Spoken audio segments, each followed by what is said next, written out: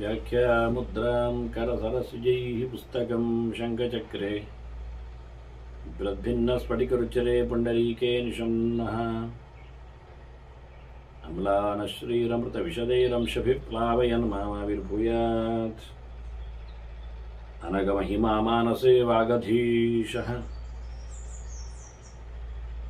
ನಮಸ್ತೆ ಪ್ರಾಣೇಶ ಪ್ರಣತ ವಿಭವಾಯಾವನಿಮಗಾಃ ನಮಃ ಸ್ವಾಮಿನ್ ರಾಮಪ್ರಿಯತಮ ನಮನ್ ಗುರುಗುಣ. ನಮಸ್ತುಭ್ಯಂ ಭೀಮ ಪ್ರಬಲತಮ ಕೃಷ್ಣೇಷ್ಟ ಭಗವನ್ ನಮಃ ಶ್ರೀಮನ್ಮಧ್ವ ಪ್ರದಿಶ ಸುದೃಶನ್ನೋ ಜಯ ಜಯ ಶ್ರೀ ಗುರುಭ್ಯೋ ನಮಃ. ನಾರಾಯಣಂ ಸುರಗುರುಂ ಜಗದೇಕನಾಥಂ ಭಕ್ತಪ್ರಿಯಂ ಸಕಲಲೋಕ ನಮಸ್ಕೃತಂಚ ತ್ರೈಗುಣ್ಯವರ್ಜಿತಮಜಂ ವಿಭುಮಾದ್ಯಮೀಶಂ ವಂದೇ ಭವಗ್ರಂ ಪರಾಸುರಸಿದ್ಧವಂದ್ಯಂ ನಾರಾಯಣಂ ನಮಸ್ಕೃತ್ಯ ನರಂ ಚೈವ ನರೋತ್ತಮಂ ದೇವೀಂ ಸರಸ್ವತೀಂ ವ್ಯಾಸಂ ತತೋ ಜಯಮುದೀರಯೇ. ಶ್ರಾದ್ದ ಸಮೀಕ್ಷೆಯ ಚಿಂತಕರಿಗೆ ವಂದನೆಗಳು. 18ನೆಯ ಪ್ರವಚನ ಶ್ರಾದ್ದ ಸಮೀಕ್ಷೆಯ ಬಗ್ಗೆ. ಕಳೆದ ಬಾರಿ ಕೆಲವು ಬಗೆಯ ಶ್ರಾದ್ದಗಳನ್ನು ಚಿಂತನೆಗೆ ತರ್ತಾ ಕೂರ್ಮ ಪುರಾಣ ಹೇಳಿರುವ ಕಾಮ್ಯಶ್ರಾದ್ದಗಳಲ್ಲಿ ತಿಥಿಯನ್ನು ವಹಿಸಿಕೊಂಡು ಮಾಡುವ, ಕೃಷ್ಣಪಕ್ಷದ ತಿಥಿಯನ್ನು ವಹಿಸಿಕೊಂಡು ಮಾಡುವ ಯಾವುದೇ ತಿಂಗಳಿನ ಕೃಷ್ಣಪಕ್ಷದ ತಿಥಿಯಲ್ಲಿ ಆ ಬಯಕೆಯನ್ನು ಮಾಡುವ ಬಗೆಯನ್ನು ಹೇಳುತ್ತಾ, ಮುಖ್ಯವಾಗಿ ಎಲ್ಲ ಬಯಕೆಗಳು ಅಮಾವಾಸ್ಯೆಯಂದು ಶ್ರಾದ್ದ ಮಾಡುವುದರಿಂದ ಆಗ್ತದೆ, ಅದು ನಮ್ಮ ಗತಿಸಿದವರ ತಿಥಿ ಆಗಬೇಕಾಗಿಲ್ಲ, ಅದೊಂದು ಪ್ರತ್ಯೇಕ, ಇದು ಬಯಕೆಗಾಗಿ ಮಾಡುವಂಥದ್ದು. ಯಾವ ಅಮಾವಾಸ್ಯೆಯಲ್ಲಿ ಆದರೂ ಎಲ್ಲ ಬಯಕೆಗಳನ್ನು ಆತ ಪಡೆಯಬೇಕಾದ್ರೆ ಶ್ರಾದ್ದ ಮಾಡಬಹುದು, ಅದು ಕಾಮ್ಯಶ್ರಾದ್ದ ಅಂತ. ಅಂದರೆ ಸತ್ಯನಾರಾಯಣ ಪೂಜೆಯನ್ನು ಮಾಡುವ ಹಾಗೆ, ಬೇಕಾದಾಗ ಏನೋ ತೊಂದರೆಗಳು ಬಂದಾಗ ಗಣಪತಿ ಹೋಮವನ್ನು ನಡೆಸಿಕೊಡುವ ಹಾಗೆ, ಹುಟ್ಟಿದ ಸಂದರ್ಭಗಳಲ್ಲಿ ಧನ್ವಂತರಿ ಹೋಮಗಳನ್ನು ಜನ್ಮ ನಕ್ಷತ್ರದಂದು ಮಾಡುವಂತೆ ಅಮಾವಾಸ್ಯೆಯಂದು ಬಯಕೆಗಳನ್ನು ಪಡೆಯಲೋಸುಗ ಅವನ ಇಷ್ಟಾರ್ಥಗಳ ಅಭಿವೃದ್ಧಿಗಾಗಿ ಆತ ಅಮಾವಾಸ್ಯೆಯಂದು ಶ್ರಾದ್ದವನ್ನು ಮಾಡಲಿಕ್ಕೂ ಬರ್ತದೆ, ಮಾಡಬೇಕು ಅಂತ ಹೇಳುತ್ತಾ ಇದ್ದಾರೆ. ಕಾಮ್ಯ ಪ್ರಯೋಗ ಇದು ಕಂಡು ಬರ್ತಾ ಇಲ್ಲ ನಮ್ಮಲ್ಲಿ. ಅದನ್ನು ಉಲ್ಲೇಖ ಮಾಡಿದರು. ಅದೊಂದು ಅಮಂಗಳ ಕರ್ಮ ಅಂತಲ್ಲ ಅನ್ನುವ ನೆಲೆಯಲ್ಲಿ, ಅಂದರೆ ಅಧಿಕೃತವಾಗಿ ಹೇಗೆ ಸತ್ಯನಾರಾಯಣ ಪೂಜೆ ಮಾಡಿಸುವ ಮೂಲಕ ನಾವು ಪ್ರಸಾದ ವಿತರಣೆ ಮಾಡ್ತಾ ಊಟೋಪಚಾರಗಳನ್ನು ನಡೆಸಿಕೊಡ್ತೇವೆಯೋ, ಧನ್ವಂತರಿ ಹೋಮಗಳಲ್ಲಿ ಗಣಪತಿ ಹೋಮಗಳಲ್ಲಿ ಹೇಗೋ ಹಾಗೆ ಶ್ರಾದ್ದ ಕರ್ಮವನ್ನು ಸಹ ಪ್ರತ್ಯೇಕವಾಗಿ ತಿಥಿ ಅಲ್ಲದ ತಂದೆ ತಾಯಿಗಳ ಹೆಸರಿನಲ್ಲಿ ಮಾತ್ರ ಹಾಕುವಂಥದ್ದು, ತಂದೆಯ ಅಜ್ಜನ ಇತ್ಯಾದಿಗಳ ಹೆಸರಲ್ಲೇ ಹೊರತು. ಆದರೆ ಶ್ರಾದ್ದ ಮಾಡುವಾಗ ದೇವತೆಗಳನ್ನು ವಸುರುದ್ರಾದಿತ್ಯರನ್ನು ಕರಿತೇವೆ ನಾವು, ಸಂಕರ್ಷಣಾದಿಗಳು ನಮಗೆ ನೆಲೆಗೊಳ್ಳುತ್ತಾರೆ ಅನ್ನುವ ನೆಲೆಯಲ್ಲಿ ಕ್ರಮ ಪ್ರಕಾರ ಬ್ರಾಹ್ಮಣ ಭೋಜನ ಹಾಕ್ತಾ ಕ್ಷಣದ ಊಟದ ನೆಲೆಯಲ್ಲಿಯೇ ಕಾಮ್ಯ ಶ್ರಾದ್ದ ಇದು ಮಾಡಲಿಕ್ಕೆ ಉಂಟು ಉಲ್ಲೇಖ ಮಾಡಿದ್ದಾರೆ. ಮತ್ತು ಒಳ್ಳೆಯ ದಿನಗಳು, ನೈಮಿತ್ತಿಕವಾದಂತಹ ದಿನಗಳ ಬಗ್ಗೆಯೂ ಒಂದು ಗ್ರಹಣವನ್ನು ಮಾತ್ರ ಅವರು ಇಟ್ಟುಕೊಂಡ್ರೆ, ಇನ್ನು ಕಾಲದ ನಿಯಮಗಳಲ್ಲಿ ಕಾಲವನ್ನು ಹೇಳುವಾಗ ಇನ್ನು ಪ್ರಶಸ್ತವಾದ ಸಂಕ್ರಾಂತಿ, ದಕ್ಷಿಣಾಯನ, ಉತ್ತರಾಯಣ ಇವುಗಳನ್ನೆಲ್ಲ ವೇದವ್ಯಾಸರು ನಮ್ಮ ಮುಂದೆ ಚಿಂತನೆ ತರ್ತಾರೆ. ಕಾಮ್ಯಾನಿ ಚೈವ ಶ್ರಾದ್ದಾನಿ ಶಸ್ಯಂತೆ ವಿಶೇಷವಾಗಿ ಪ್ರಶಸ್ತವಾದಂಥ ದಿನಗಳು ಗ್ರಹಣಾದಿಶು. ಗ್ರಹಣಗಳಲ್ಲಿ ಕಳೆದ ಬಾರಿ ಅದನ್ನು ನಾವು ಮುಟ್ಟಿದ್ದೇವೆ, ಹೇಗೆ ಮಾಡಲಿಕ್ಕೆ ಉಂಟು ಅಂತ. ಸಂಜೆ ಅಲ್ಲದಿದ್ದರೂ ರಾತ್ರಿ ಹಗಲಿಗೆ ಬಂದಿದ್ರು ಅದನ್ನು ಗ್ರಹಣಾದಿಗಳ ಕಾಲಗಳಲ್ಲಿ ಮಾಡಲಿಕ್ಕೆ ಶ್ರಾದ್ದ ಇದೆ, ತತ್ಕಾಲದಲ್ಲಿ ಮಾಡುವ ಶ್ರಾದ್ದ ಅಂತ ಅವಿಶ್ರುತ ಮಾಡಿಕೊಂಡೆ ಮಾಡುವಂಥದ್ದು.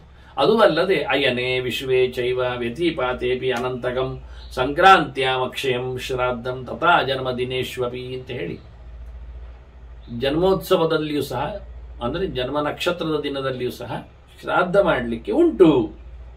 ಹೋಮ ಹವನ ಮಾಡಿದ ಹಾಗೆಯೇ, ಹೋಮ ಎನ್ನುವುದು ಬೆಳಿಗ್ಗೆ ಆಗುವಂಥದ್ದು, ಪ್ರಾತರೇವ ಹಿ ದೇವಾನ ಹೇಳಿದ ಹಾಗೆ ಇದು ಮಧ್ಯಾಹ್ನದ ನಂತರ ಆಗುವಂಥದ್ದು. ಅದರಿಂದ ಆ ದಿನದಲ್ಲಿಯೇ ದೇವಕರ್ಮಗಳನ್ನು ಮುಗಿಸಿ ಪಿತೃಕರ್ಮಗಳನ್ನು ಮಾಡಿಸಿ ಹುಟ್ಟಿದ ಹಬ್ಬದಂದು ಊಟೋಪಚಾರಗಳನ್ನು ಮಾಡಲಿಕ್ಕೆ ಬರ್ತದೆ ಉಳಿದವರಿಗೆ ಅನ್ನುವುದನ್ನು ಉಲ್ಲೇಖ ಮಾಡುತ್ತಾ ಇದ್ದಾರೆ. ದಕ್ಷಿಣಾಯನ ಉತ್ತರಾಯಣ ಪುಣ್ಯಕಾಲದಲ್ಲಿ. ಹಾಗೆ ಕರ್ಕಾಟಕ ಮಾಸಕ್ಕೆ ಆತ ಪ್ರವೇಶ ಮಾಡುವಾಗಲೂ ಅಲ್ಲಿಂದ ಇನ್ನೂ 4 ಕಳೆದ ಬಾರಿ ಹೇಳಿದ್ದೆ ನಾನು. ಹೇಗೆ ಯುಗಾದಿ ಅಂದಾಗ ಚೈತ್ರ, ಅದು ನಮಗೆ ಸೂರ್ಯನ ಪ್ರಕಾರದಲ್ಲಿ ಆದರೆ ಮೇಷ ಆಗ್ತದೆ, ಅದು ಪುಣ್ಯಕಾಲ. ಅದರಿಂದ ಮೇಷಕ್ಕೆ ಹೋದಾಗ ಅನ್ನುವ ನೆಲೆಯಲ್ಲಿ, ಹೇಗೆ ಮಕರಕ್ಕೆ ಬಂದಾಗ ಪುಣ್ಯಕಾಲವನ್ನು ಲೆಕ್ಕ ಮಾಡ್ತೀವಿ, ಅದರಂತೆ ಮೇಷಕ್ಕೆ ಬಂದಾಗ, ಹಾಗೆ ಮೇಷ, ವೃಷಭ, ಮಿಥುನ, ಕರ್ಕಾಟ ನಂತರ ಸಿಂಹಕ್ಕೆ ಬಂದಾಗ ಅನ್ನುವ ನೆಲೆಯಲ್ಲಿ, ಹಾಗೆ ಸಿಂಹದಿಂದ ಕನ್ಯಾ, ತುಲ, ವೃಶ್ಚಿಕ, ಧನು, ವೃಶ್ಚಿಕಕ್ಕೆ, ಧನು ಸಂಕ್ರಮಣಕ್ಕೆ ಬಂದಾಗ ಅಂತ ಹೀಗೆ ನೋಡಿಕೊಳ್ಳಲಿಕ್ಕೆ ಬರುತ್ತೆ. ಮತ್ತು ಎಲ್ಲ ಸಂಕ್ರಮಣಗಳಲ್ಲಿಯೂ ಸೂರ್ಯ ಪ್ರತಿ ರಾಶಿಗೆ ಹೋಗುವಾಗಲೂ ಸಂಕ್ರಾಂತಿಯಂದು, ಇವತ್ತು ಸಂಕ್ರಮಣದ ಅದು ಷಣ್ಣವತಿಯಲ್ಲಿ ಸಂಕ್ರಮಣ ಸೇರಿದೆ. 96 ವರ್ಷದ ಶ್ರಾದ್ದದಲ್ಲಿ 12 ಸಂಕ್ರಮಣವು, ಹಾಗೆ ಅಮಾವಾಸ್ಯೆ 12 ಸೇರಿಕೊಂಡಿದೆ, ಪಿತೃಪಕ್ಷವೂ ಸೇರಿಕೊಳ್ಳುತ್ತದೆ. ಅದರೊಟ್ಟಿಗೆ ಇಲ್ಲಿ ಹೇಳುವಾಗ ವಿಶೇಷವಾಗಿ ಸಂಕ್ರಮಣದಂದು ಇವತ್ತು ತಿಲತರ್ಪಣಾದಿಗಳನ್ನು ಮಾತ್ರ ಮಾಡುತ್ತಾರೆ. ಅಮಾವಾಸ್ಯಾದಿಗಳಲ್ಲಿ ಅಲ್ಲಿ ವಿಶೇಷವಾಗಿ ಶ್ರಾದ್ದ ಕರ್ಮವನ್ನೇ ಮಾಡಲಿಕ್ಕೆ ಉಂಟು. ಅಕ್ಷಯ ಫಲ ಆವತ್ತು ಮಾಡಿದಾಗ, ಸಂಕ್ರಮಣದಂದು ಮಾಡಿದಾಗ, ಅದರಂತೆ ವ್ಯತಿಪಾತ ಎನ್ನುವ ವ್ಯವಸ್ಥೆಯಲ್ಲಿಯೂ ಸಹ ಮಾಡಲಿಕ್ಕೆ ಬರ್ತದೆ. ಹೀಗೆ ಅದನ್ನಿಟ್ಟುಕೊಂಡು ವ್ಯತಿಪಾತದಂದು ಸಹ ಕ್ರಮ ಪ್ರಕಾರವಾಗಿ ಯೋಗದ ವಿಶೇಷ ಅದು. ಅಂತಹ ಸಂದರ್ಭದಲ್ಲಿ ಮಾಡಿದರೂ ಶ್ರಾದ್ದ ಮಾಡಿದ್ದಕ್ಕೆ ಅನಂತವಾದ ಫಲವನ್ನು ಭಗವಂತ ನೀಡುತ್ತಾ ಇದ್ದಾನೆ ಅಂತ ಶ್ರಾದ್ದದ ಕರ್ಮ ಕಾಲಗಳನ್ನೆಲ್ಲ ಉಲ್ಲೇಖ ಮಾಡಿ, ಮುಖ್ಯವಾಗಿ ನಾವು ನೋಡಬೇಕಾದ್ದು ಇವತ್ತು ತಿಳಿಯುತ್ತೇವೆ ಅಂತ ಹೇಳುವಂಥದ್ದು ತಿಥಿಯನ್ನು ಹೇಳಲ್ಪಟ್ಟದ್ದರಿಂದ ವಾರ ನಕ್ಷತ್ರಗಳ ಶಾಂತಿ, ವಾರ ನಕ್ಷತ್ರಗಳಲ್ಲಿ ಆಗತಕ್ಕಂಥ ಶ್ರಾದ್ದ. ನಕ್ಷತ್ರಗಳಿಗೆ ಅವರದ್ದೇ ಆಗಿರತಕ್ಕಂಥ ವೈಶಿಷ್ಟ್ಯ ಇದೆ. ಅಂದರೆ ಆಯಾ ದೇವತೆಗಳಿಂದ ಅಭಿಮನ್ಯಮಾನವಾದಂಥ ನಕ್ಷತ್ರಗಳು. ಇಲ್ಲಿ ಹೇಳಿದಾಗ ಪುರಾಣವು ವೇದದ ಕ್ರಮದಲ್ಲಿಯೇ ಕೃತ್ತಿಗೆಯನ್ನೇ ಆರಂಭ ಮಾಡುತ್ತದೆ. ನಕ್ಷತ್ರ ಆರಂಭ ಆಗುವುದು ಅಶ್ವಿನಿಯಿಂದ ಅಲ್ಲ, ರಾಶಿಯಲ್ಲಿ ಅಶ್ವಿನಿಯಿಂದ ಸಾರಿ. ವೇದದಲ್ಲಿ ಕೃತ್ತಿಕಾ ನಕ್ಷತ್ರ ಅಗ್ನೇಯರ ದೇವತಾ ಅಂತ ಶುರು ಮಾಡ್ತಾರೆ. ಹಾಗೆ ಪುರಾಣವು ಸಹ ಕೃತ್ತಿಗೆಯಿಂದ ಶುರು ಮಾಡಿದೆ. ಹಾಗಾಗಿ ಶುರು ಮತ್ತೆ ಕೊನೆಯ ನಕ್ಷತ್ರವನ್ನು ಮಂಗಳ ಕರ್ಮಗಳಲ್ಲಿ ಬಿಡುವಂಥದ್ದು ಹೇಳಿ ಕೃತ್ತಿಗೆ ಮತ್ತೆ ಭರಣಿಯನ್ನು ಬಿಟ್ಟ ಕ್ರಮ, ಆರಂಭ ಮತ್ತು ಕೊನೆಯಿಂದ. ಮತ್ತೆ ಕೃತಿಕಾ ನಕ್ಷತ್ರಕ್ಕೆ ಅಗ್ನಿ ದೇವತೆ ಆದ್ದರಿಂದ ಆವತ್ತು ಆರಂಭ ಮಾಡಿದ್ರೇನು ಸುಟ್ಟುಕೊಳ್ಳುತ್ತಾನೆ ಅಂತ ಹೆದರಿಕೆ. ಹಾಗೆ ಭರಣಿ ನಕ್ಷತ್ರ ಯಮನಾದ್ರಿಂದ ಆವತ್ತು ಮಾಡಿದಾಗ ಅವನು ಸಾಯ್ತಾನೋ ಅಥವಾ ನಾಶ ಆಗುತ್ತೋ ಅಂತ ಅವನಿಗೆ ವಿಚಿತ್ರವಾದಂಥ ಯೋಚನೆಗಳು. ಹೀಗಾಗಿ ಆಯಾ ದೇವತೆಗಳ ಹಿನ್ನೆಲೆಯಲ್ಲಿ ನಾವು ನಕ್ಷತ್ರ ಶ್ರಾದ್ದವನ್ನು ನೋಡಲಿಕ್ಕೆ ಬರ್ತದೆ. ಇಲ್ಲಿ ಕರೆದಾಗ ಕೆಲವೊಮ್ಮೆ ದೈವಿಕವಾಗಿಯೂ ಕರೆದಿದ್ದಾರೆ. ನಕ್ಷತ್ರವನ್ನು ಹೆಸರು ಹೇಳುವ ಬದಲಿಗೆ ದೇವತಾಧಿಷ್ಠಿತವಾಗಿಯೂ ಕರೆದದ್ದುಂಟು. ಹಾಗಾಗಿ ನಾವು ಎರಡನ್ನು ಗಮನಿಸಬೇಕು. ಯಾವ ದೇವತೆ, ಯಾವ ನಕ್ಷತ್ರ, ಏನು ಲಾಭ ಆವತ್ತು ಶ್ರಾದ್ದ ಮಾಡಿದರೆ, ಆ ನಕ್ಷತ್ರ ಇರುವಾಗ ಶ್ರಾದ್ದ ಮಾಡಿದರೆ ಎನ್ನುವುದು. ತಿಥಿಯ ಯೋಗ ಬಂದಾಗ ಒಂದು ವಿಶೇಷ ಆಯ್ತಲ್ಲ, ಇನ್ನು ವಾರಕ್ಕೂ ಬಂದಾಗಲೂ ಒಂದು ವೈಶಿಷ್ಟ್ಯವನ್ನು ನಾವು ನೋಡಲಿಕ್ಕೆ ಬರ್ತದೆ. ಪ್ರತ್ಯೇಕವಾಗಿ ನಕ್ಷತ್ರ, ಮುಖ್ಯವಾಗಿ ನಕ್ಷತ್ರೇಶು ಚ ಸರ್ವೇಶು ಶ್ರಾದ್ದಂ ಕಾಮ್ಯಂ ವಿಶೇಷತಃ ಅಂತಾರೆ. ಇದು ಕಾಮ್ಯ ಶ್ರಾದ್ದ. ಆಯಾ ನಕ್ಷತ್ರದಲ್ಲಿ ಅಂತಹ ಫಲವನ್ನು ನೋಡಿ ನಾವು ಮಾಡತಕ್ಕಂತಹ ಕ್ರಿಯೆಗಳು, ಅದು ಆಯಾ ದೇವತೆಗೆ ಸಂಬಂಧಪಟ್ಟಂತೆ ಇರ್ತದೆ, ಇಲ್ಲೇನಲ್ಲ. ಇನ್ನೊಂದು ಗಮನಿಸಬೇಕಾದ್ದು, ನಾನು ಸುಮಾರಾಗಿ ಸಂವತ್ಸರ ಶಾಂತಿಗಳಿಗೆ ಅಥವಾ ಷಷ್ಠಿ ಶಾಂತಿಗಳಿಗೆ, ನಕ್ಷತ್ರ ಶಾಂತಿಗಳಿಗೆಲ್ಲ ಅದನ್ನು ತಿಳಿಸಿಕೊಡುತ್ತೇನೆ, ಹೇಳುತ್ತೆ. ಸಂವತ್ಸರ 60 ಇದೆ. ಹಾಗಾಗಿ ಯಾರದಕ್ಕೆ ದೇವತೆಗಳು ಅಂದಾಗ ಮುಖ್ಯವಾಗಿ ನಾರಾಯಣನೇ, ಪ್ರಭವ, ವಿಭವ, ಶುಕ್ಲ ಎಲ್ಲ ದೇವರದ್ದೇ ಹೆಸರು. ಮತ್ತೆ ಸಂವತ್ಸರೋ ವೈ ಪ್ರಜಾಪತಿ ಅಂತ ಪ್ರಾಣನೇ, ಬ್ರಹ್ಮದೇವರೇ ಅದಕ್ಕೆ ಮುಖ್ಯ ದೇವತೆ. ಹಾಗಾಗಿ ಪ್ರಭವ, ವಿಭವ, ಶುಕ್ಲ ಎಲ್ಲ ಹೆಸರು ಬ್ರಹ್ಮದೇವರದ್ದು ಆಗಿದೆ, ಇಬ್ಬರದ್ದು ಹೌದು. ಹಾಗಾಗಿ ಅದೇ ನಾಮದಿಂದಲೇ ಆಹುತಿಯನ್ನು ಕೊಡುವುದು ಒಳ್ಳೆಯದು. ಪ್ರಭವಾಯ ಸ್ವಾಹ ಅಂತ ಹೇಳಿ, ಪ್ರಭವಾತ್ಮನೇ ಪರಮಾತ್ಮನೇ ಇದನ್ನಮ, ಪ್ರಭೋ ಸ್ವರೂಪಾಯ ಪರಮಾತ್ಮನೇ ಇದನ್ನಮ ಅಂತ, ಪ್ರಭೋ ಸಂವತ್ಸರ ರೂಪಾಯ ಪರಮಾತ್ಮನೇ ಇದನ್ನಮ ಅಂತ ಹೇಳಿಕೊಂಡೆ ಪ್ರಭವ ರೂಪನಿಗೆ, ಭಗವಂತನಿಗೆ ಆಹುತಿಯಿಂದ. ಆನಂತರ ಪ್ರಭವಾಯ ಸ್ವಾಹ ಅಂತೇಳಿ ಪ್ರಾಣಾಯ ಇದನ್ನ, ಚತುರ್ಮುಖಾಯ ಇದನ್ನಮ, ಬ್ರಹ್ಮಣ ಇದನ್ನಮ ಅಂತೇಳಿ, ಸಂವತ್ಸರ ರೂಪಿಣೆ ಬ್ರಹ್ಮಣೇ ಇದನ್ನಮ ಅಂತೇಳಿ ಬ್ರಹ್ಮನಿಗೆ ಅದರ ತ್ಯಾಗ. ಆನಂತರ ಬೇಕಾದರೆ ಪ್ರಭುವಾದಿಗಳಿಗೆ ಇತರ ದೇವತೆಗಳನ್ನು ನಾವು ನೋಡ್ಲಿಕ್ಕೆ ಹೋಗ್ಬೋದು, ಆದರೆ ಸರಿಕಟ್ಟಲ್ಲಿ ಇಲ್ಲ. ಅದರಲ್ಲಿ ದೇವರ ರೂಪಗಳನ್ನು ಹಾಕಿಬಿಟ್ಟಿದ್ದಾರೆ ಹೇಳುಗರು. ಜ್ಯೋತಿಷ್ಯ ಗ್ರಂಥ ಆಗಲಿ ಅಥವಾ ಸಂಹಿತೆಗಳಾಗಲಿ, ಇಲ್ಲೆಲ್ಲ ಕಡೆಯಲ್ಲಿ 60 ಬಗ್ಗೆ 60 ಪ್ರತ್ಯೇಕ ದೇವತೆಗಳನ್ನು ಹೇಳಿದಾಗೆ ಕಾಣುವುದಿಲ್ಲ. ಅದರಲ್ಲಿ ದೇವರ ರೂಪಗಳು, ಮತ್ಸ್ಯಾದಿಗಳು ಸೇರ್ತಾರೆ, ಆನಂತರ ಬ್ರಾಹ್ಮ್ಯಾದಿಗಳು ಸೇರ್ತಾರೆ. ಆನಂತರ ಇಂದ್ರಾದಿ ದೇವತೆಗಳು 2-3 ಬಾರಿ ಬರ್ತಾರೆ. ಬರಬಾರದು ಅಂತ ತಪ್ಪಲ್ಲ, ಅಧಿಕೃತವಾದ ಒಂದು ನೋಟಿಸ್ ನಮಗೆ ಸಿಗ್ತಾ ಇಲ್ಲ. ವ್ಯವಸ್ಥಿತವಾಗಿ ಹುಡುಕ್ಬೇಕು. ಎಲ್ಲೋ ಒಂದು ಕಡೆ ಯಾವುದೋ ಒಂದು ರೀತಿಯಾದ ಸಮರ್ಪಕವಾದಂಥ ಚಿಂತನೆಗಳು ಇದ್ದಿರಬಹುದು. ಹಾಗೆ ನಕ್ಷತ್ರಕ್ಕೆ, ಕೃತಿಕಾದಿಗಳಿಗೆ ಅಗ್ನೇಯಾದಿಗಳು ದೇವತೆಗಳು ಪ್ರಸಿದ್ಧ. ಆ ಹೆಸರಲ್ಲಿ ಹೋಮ ಹವನಗಳು ನಡೀತಾ ಇವೆ, ಚಿಂತನೆ ಸಾಗಿದೆ, ಎಲ್ಲ ಸರಿ. ಇಲ್ಲಿಯೂ ಸಹ ದೇವತಾಕ ಚಿಂತನೆಯಲ್ಲಿ ನಕ್ಷತ್ರಗಳ ರಾಶಿಯಲ್ಲಿ ಶ್ರವಣಕ್ಕೆ ವಿಷ್ಣುನೂ ಬರ್ತಾನೆ, ದೇವರು ಇದ್ದಾನೆ ಒಂದೇ ಕಡೆ. ಮತ್ತೊಂದು ಎರಡೆರಡು ಕಡೆಯಲ್ಲಿ ಇಬ್ಬರಿಬ್ಬರು ಬರುವುದು ಉಂಟು, ಬರಲಿಲ್ಲ ಅಂತಲ್ಲ ದೇವತೆಗಳು ನಕ್ಷತ್ರಗಳಲ್ಲಿ. ಮತ್ತೆ ಬೇರೆ ಬೇರೆ ದೇವತೆಗಳು ಪರಿಪೂರ್ಣವಾಗಿ ಏನು ದೇವತೆಗಳಿಗೆ ಇಲ್ಲಿ ಅವಕಾಶ ಸಿಗಲಿಲ್ಲ. 22ರಲ್ಲೇ ಅವಕಾಶ ಸಿಗ್ತದೆ. ಒಂದು ನಾರಾಯಣನೇ ವಹಿಸಿಕೊಂಡ ಮಂತ್ರ 26 ಇರುವಂಥದ್ದಲ್ಲ. ಮತ್ತೆ ಆದರೂ ಅಧಿಕೃತವಾದ ಚಂದವಾದಂತಹ ನೋಟಿಸ್ ಇಲ್ಲಿ ಸಿಗ್ತದೆ. ಇಲ್ಲಿ ನಾವು ಗಮನಿಸಬೇಕಾದ್ದು ದೇವರ ರೂಪಗಳು. ನಾವು ಪ್ರಭವಾದಿಗಳಿಗೆ ನಾನು ಅದೇ ಭಗವಂತನ ರೂಪ ವಿಶೇಷ ಅಂತ ಹೇಳಿಬಿಟ್ಟೆ. ನಕ್ಷತ್ರಗಳಿಗೆ ದೇವರ ರೂಪಗಳುಂಟು, ಅದನ್ನು ಕೊಟ್ಟಿದ್ದೇನೆ ನಾನು ಹಿಂದೆ. ಆದ್ರೆ ಇವತ್ತು ಮತ್ತೆ ಇದರೊಟ್ಟಿಗೆ ಚಿಂತನೆ ಮಾಡುವಾಗ ಇಟ್ಟುಕೊಳ್ಳುತ್ತೆ. ಮೊದಲಿಗಂತೂ ಬಹಳ ಸುಲಭ. ವಿಶ್ವಂ ವಿಷ್ಣು ವಷಟ್ಕಾರ ಭೂತ ಭವ್ಯ ಭವತ್ಪ್ರಭು ಭೂತಕೃತ್ ಭೂತಭೃತ್ ಭಾವ ಭೂತಾತ್ಮ ಭೂತಭಾವನಃ. ಇದು ಮೊದಲ 9 ನಕ್ಷತ್ರಗಳಿಗೆ ಆಗಿ ಹೋಯಿತು. ನಾನು ಹೇಳಿ ಆಯ್ತು. ಕೃತ್ತಿಗೆಯಿಂದ ಆರಂಭ, ಇಲ್ಲಿ ಸಹ ಗೆರೆ ಹಾಗೆ ಉಂಟು. ಕೃತ್ತಿಕಾದಿಶು ಅಂತ ಹೇಳಿಕೊಂಡು ವ್ಯವಸ್ಥಿತವಾಗಿ ಹೇಳಿಕೊಂಡಿದ್ದಾರೆ. ದೇವರ ಬಗ್ಗೆ ಮಾತಾಡಿಕೊಳ್ಳುವಾಗ ಅನುಕ್ರಮಾತ್ ದೇವದೇವಸ್ಯ ನಾಮಾನಿ ಕೃತ್ತಿಕಾದಿಶು ಯಾದವ ಅಂತ ದೇವದೇವನ ಭಗವಂತನ ಹೆಸರುಗಳಿವು 27. ಇದು ಕೃತ್ತಿಕಾದಿಗಳಿಗೆ ಅಂತ ಹೇಳಿಕೊಂಡಿದ್ದಾರೆ. ಹಾಗೆ ಕೃತ್ತಿಕಾದಿಗಳಲ್ಲಿ ನಾವು ವಿಶ್ವಾದಿಗಳನ್ನು 9 ಒಮ್ಮೆಲೆ ನೋಡಿ ಆಯ್ತು. ಇನ್ನು ನಕ್ಷತ್ರಗಳ ದೇವತೆಗಳ ನೆನಪಿನಲ್ಲಿ ವೇದವ್ಯಾಸರು ಗುರುಪುರಾಣದಲ್ಲಿ ಹೇಳಿದಂತೆ ನಕ್ಷತ್ರಗಳ ಶ್ರಾದ್ದ ಮಾಡಿದಾಗ ಏನು ಫಲ ಬರ್ತದೆ ಅಂತ. ಸ್ವರ್ಗಂಚಲಪತೆ ಕೃತ್ವ ಕೃತ್ತಿಕಾ ಸುದ್ವಿಜೋತ್ತಮ. ಕೃತ್ತಿಕಾ ನಕ್ಷತ್ರ 6, ಹಾಗಾಗಿ ಕೃತ್ತಿಕಾಸು ಅಂತ ಬಹುವಚನ ಆಗಿತ್ತು. ಕೃತ್ತಿಕಾ ನಕ್ಷತ್ರದಲ್ಲಿ ಶ್ರಾದ್ದ ಮಾಡಿದ್ರೆ ಸ್ವರ್ಗ ಸಿಗ್ತದೆ. ಯಾಕೆ? ಸ್ವರ್ಗ ಎನ್ನುವುದು ಸ್ವರ್ಗಾಗ್ನಿ, ಅಗ್ನಿವಿದ್ಯೆಗೆ ಹೇಳಲ್ಪಟ್ಟ ಬಹು ವಿಷಯ. ಆದ್ದರಿಂದ ಅಗ್ನಿ ದೇವತೆ ಕೃತ್ತಿಕಾಕ್ಕೆ, ಆದ್ದರಿಂದ ಅವನಿಗೆ ಸ್ವರ್ಗ ಸಿಗ್ತದೆ. ಕೃತ್ತಿಕಾ ನಕ್ಷತ್ರದಲ್ಲಿ ನಕ್ಷತ್ರ ಇಟ್ಟುಕೊಂಡು ಶ್ರಾದ್ದ ಮಾಡಿದವ ಅವು ಸ್ವಲ್ಪ ಬುದ್ಧಿ ಖರ್ಚು ಮಾಡಿಕೊಂಡು ಕೃತ್ತಿಕಾ ನಕ್ಷತ್ರದಲ್ಲಿ ಸ್ವರ್ಗವನ್ನು ಬಯಸಿ ಆತ ಶ್ರಾದ್ದ ಮಾಡಿದಾಗ, ಅದನ್ನು ಕೃಷ್ಣ ಪಕ್ಷದಲ್ಲಿ ಇಟ್ಟುಕೊಂಡು ಮಾಡಿದಾಗ ವರ್ಷದಲ್ಲಿ ಒಂದು ಸ್ವಲ್ಪ ಹೆಚ್ಚು ಪುಣ್ಯ ಬರ್ತದೆ. ಯಾಕೆಂದ್ರೆ ಕೃಷ್ಣ ಪಕ್ಷದಲ್ಲಿ ಶ್ರಾದ್ದ ಮಾಡಬೇಕು ಅಂತ. ಇನ್ನದನ್ನು ಅಮಾದಿಗಳಲ್ಲಿ ಇಟ್ಟುಕೊಂಡು ನೋಡಿದಾಗ ಸ್ಪೆಷಲ್ ಡೇ ಆಯಿತು. ಆಗ ಅಮ, ಸಂಕ್ರಮ, ವ್ಯತಿಪಾತ ಇವೆಲ್ಲ ಬಂದಾಗ ಆ ಕೃತ್ತಿಕಾ ನಕ್ಷತ್ರ ಅನುಗುಣವಾಗಿ ಮಾಡ್ಲಿಕ್ಕೆ ಹೋದ್ರೆ ನಕ್ಷತ್ರವನ್ನು ಇಟ್ಟುಕೊಂಡು ಈ ಸೆಲೆಕ್ಟೆಡ್ ಡೇಸ್ ತಿಥಿಯಲ್ಲಿ ಅಷ್ಟಕ ಇಟ್ಟುಕೊಂಡು, ಹಿಂದೆ ಹೇಳಿದ ಹಾಗೆ ಕೊನೆಯ ಮಾಸದ 3 ಅಷ್ಟಕಗಳು, ಅಷ್ಟಕಗಳು ಬೇರೆ, ಇದನ್ನೆಲ್ಲ ಗಮನಿಸಿಕೊಂಡು ಮಾಡಿದಾಗ ಅವನಿಗೆ ಹೆಚ್ಚು ಪುಣ್ಯಗಳನ್ನು ಪಡೀಲಿಕ್ಕೆ ಆಗ್ತದೆ. ಸುಮಾರಾಗಿ ಕೃಷ್ಣ ಪಕ್ಷದ ಅಷ್ಟಮಿಯಲ್ಲಿ ಕೃತ್ತಿಕೆಗಳು ಸೇರಿಕೊಳ್ಳುತ್ತವೆ. ಶ್ರಾವಣದಲ್ಲಿಯೋ ಭಾದ್ರಪದದಲ್ಲಿಯೋ ಅದು ಹಿಂದೆ ಮುಂದೆಯೋ ಎಲ್ಲ. ಈಗ ಇಂತಹ ಸಂದರ್ಭಗಳಲ್ಲಿ ಕೃಷ್ಣ ಪಕ್ಷದ ಅಷ್ಟಮಿ ಅಂದಾಗ ಮತ್ತೆ ಕೃಷ್ಣಾಷ್ಟಮಿಯಂದು, ಕೃಷ್ಣ ಜಯಂತಿಯಂದು ಭಗವಂತನ ಲೀಲಾ ದಿನದಂದೆಲ್ಲ ಮಾಡುವುದಲ್ಲ, ಬೇರೆ ಕೃತ್ತಿಕಾ ನಕ್ಷತ್ರ ನೋಡಿಕೊಂಡು ಮಾಡಲಿಕ್ಕೆ.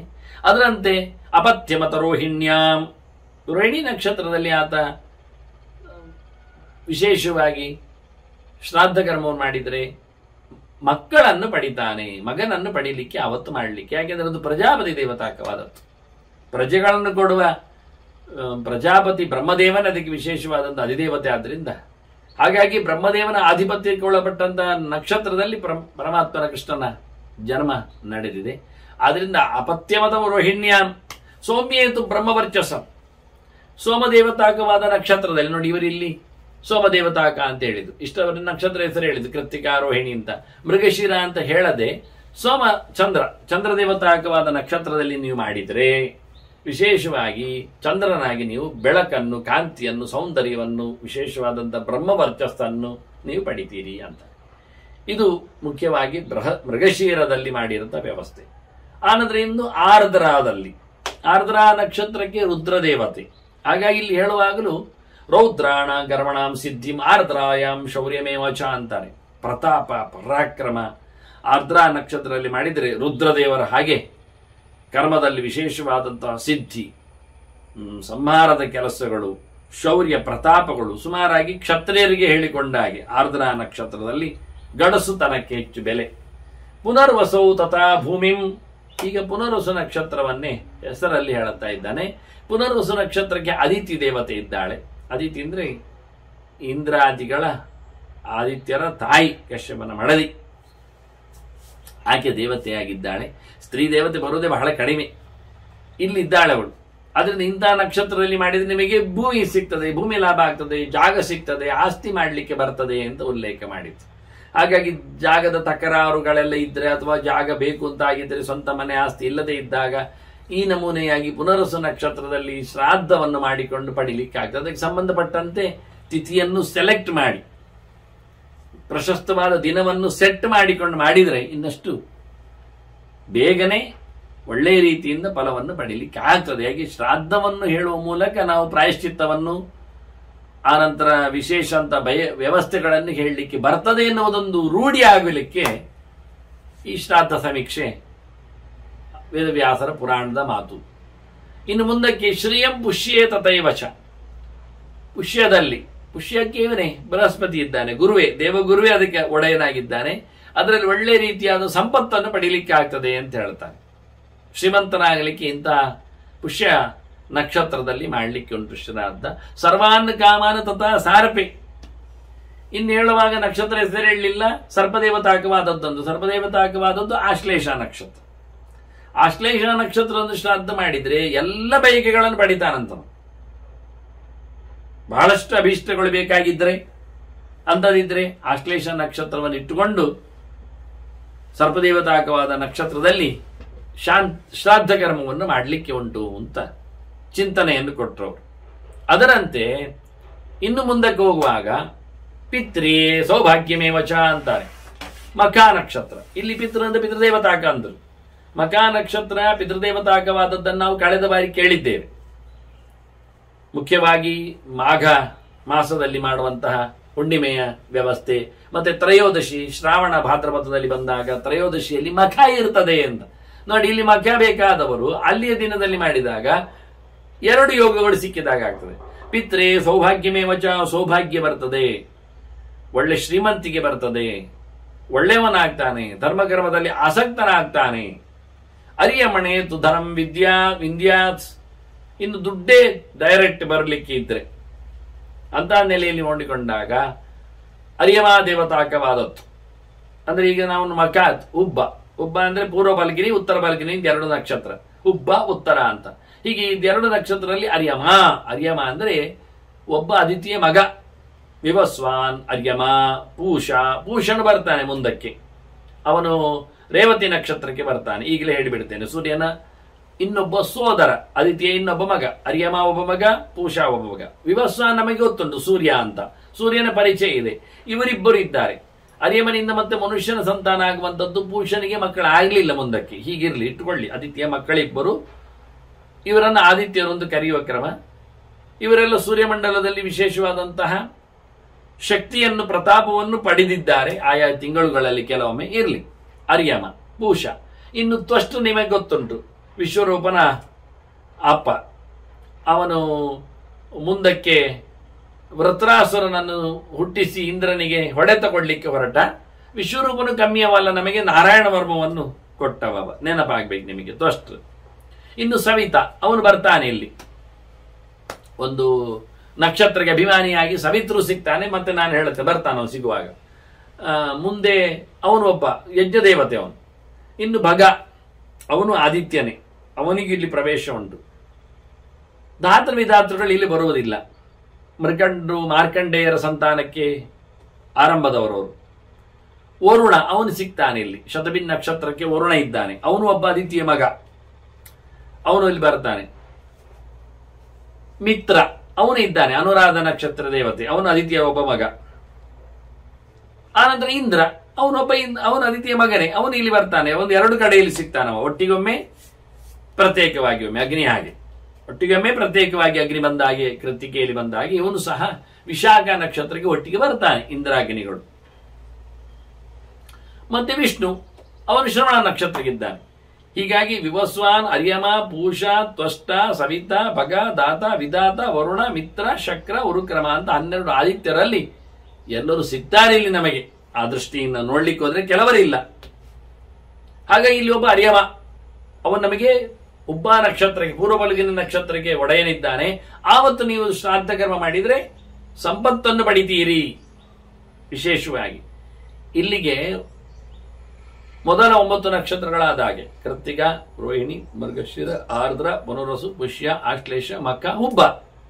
ಆದ್ರಿಂದ ವಿಶ್ವಂ ವಿಷ್ಣು ವಷಟ್ಕಾರ ಭೂತಭವಿ ಭವತ್ಪ್ರಭು ಭೂತಕೃತ್ ಭೂತವೃತ್ ಭಾವ ಭೂತಾತ್ಮ ಭೂತಭಾವನಃ. ಈ 9 ರೂಪಗಳು ಭಗವಂತನ ವಿಶೇಷ ರೂಪಗಳು. ಈ 9 ನಕ್ಷತ್ರಗಳು. ಇನ್ನು ಉತ್ತರ ಫಲ್ಗುನಿ ನಕ್ಷತ್ರದಲ್ಲಿ, ಉತ್ತರಾ ನಕ್ಷತ್ರದಲ್ಲಿ ಫಾಲ್ಗುನ್ಯಾಂ ಪಾಪನಾಶನಂ ಅಂತಾರೆ. ಇದಕ್ಕೆ ಭಗ ದೇವತೆ. ಉತ್ತರಾ ಫಲ್ಗುನಿಗೆ ಭಗನೇ, ಒಬ್ಬ ಅದಿತಿಯ ಮಗನೇ, ಭಾಗ್ಯ ದೇವತೆ ಅವನಿಲ್ಲಿದ್ದಾನೆ. ಈ ನಕ್ಷತ್ರದಲ್ಲಿ ನಾವು ಶ್ರಾದ್ದ ಮಾಡಿದರೆ ಪಾಪ ನಿವೃತ್ತಿ ಆಗ್ತದೆ. ಕೆಟ್ಟ ಕರ್ಮಗಳಿಂದ ಬಂದಿರತಕ್ಕಂತಹ ಏನು ತೊಂದರೆಗಳಿವೆ ಅದು ನಿವೃತ್ತಿ ಆಗ್ತದೆ. ಇಲ್ಲಿ ಭಗವದ್ ರೂಪ ಯಾವುದು ಹೇಳಿದ್ರೆ ಅವ್ಯಕ್ತ ಅಂತ. ಇನ್ನು ಮುಂದಿನ 3ಕ್ಕೆ ಹಸ್ತ, ಚಿತ್ರ, ಸ್ವಾತಿಗೆ ಪುಂಡರೀಕಾಕ್ಷ, ವಿಶ್ವಕರ್ಮ, ಶುಚಿಶ್ರವ ಅಂತ ಈ 3 ಜನ ಭಗವಂತನ ರೂಪ ವಿಶೇಷಗಳು ದೇವತೆಗಳಾಗಿ ಬಂದಿದ್ದಾರೆ. ಹಸ್ತ ನಕ್ಷತ್ರ ಅದು ಮುಖ್ಯವಾಗಿ ವಿಶೇಷ. ಹಸ್ತ ನಕ್ಷತ್ರ ಅದರಲ್ಲಿ ಏನಾಗುತ್ತೆ ಹೇಳಿ, ಜ್ಞಾತಿಶ್ರೈಷ್ಟ್ಯಂ ತಥಾ ಹಸ್ತೆ. ಹಸ್ತ ನಕ್ಷತ್ರಕ್ಕೇನೆ ಸವಿತ್ರ. ಆಗ ಭಾಗ ಇದ್ದ ನಾನು ಹೇಳ್ತೇನೆ ಸವಿತ್ರ ಅಂತೇನೆ. ಸವಿತ್ರ ದೇವತೆ ಇಲ್ಲಿ ಇರುವುದು. ಸವಿತ್ರ ಸೂರ್ಯ ಅಲ್ಲ, ಸೂರ್ಯನಿಗೂ ಸವಿತಾ ಅಂತ ಹೆಸರುಂಟು. ಇವ ಪ್ರತ್ಯೇಕ ಇನ್ನೊಬ್ಬ ಸೂರ್ಯನ ಸೋದರ, ಒಟ್ಟಿಗೆ ಬಂದವ ಮಗದೊಬ್ಬ.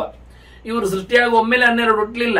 ಹೇಗೆ ವಾಮನ ಕೊನೆಗೆ ಬಂದು ಹಾಗೆ ಪ್ರತ್ಯೇಕ ಒಬ್ಬೊಬ್ಬರು ಹುಟ್ಟಿದ್ದನ್ನು ಪುರಾಣಗಾರರು ಉಲ್ಲೇಖ ಮಾಡಿದ್ದಾರೆ.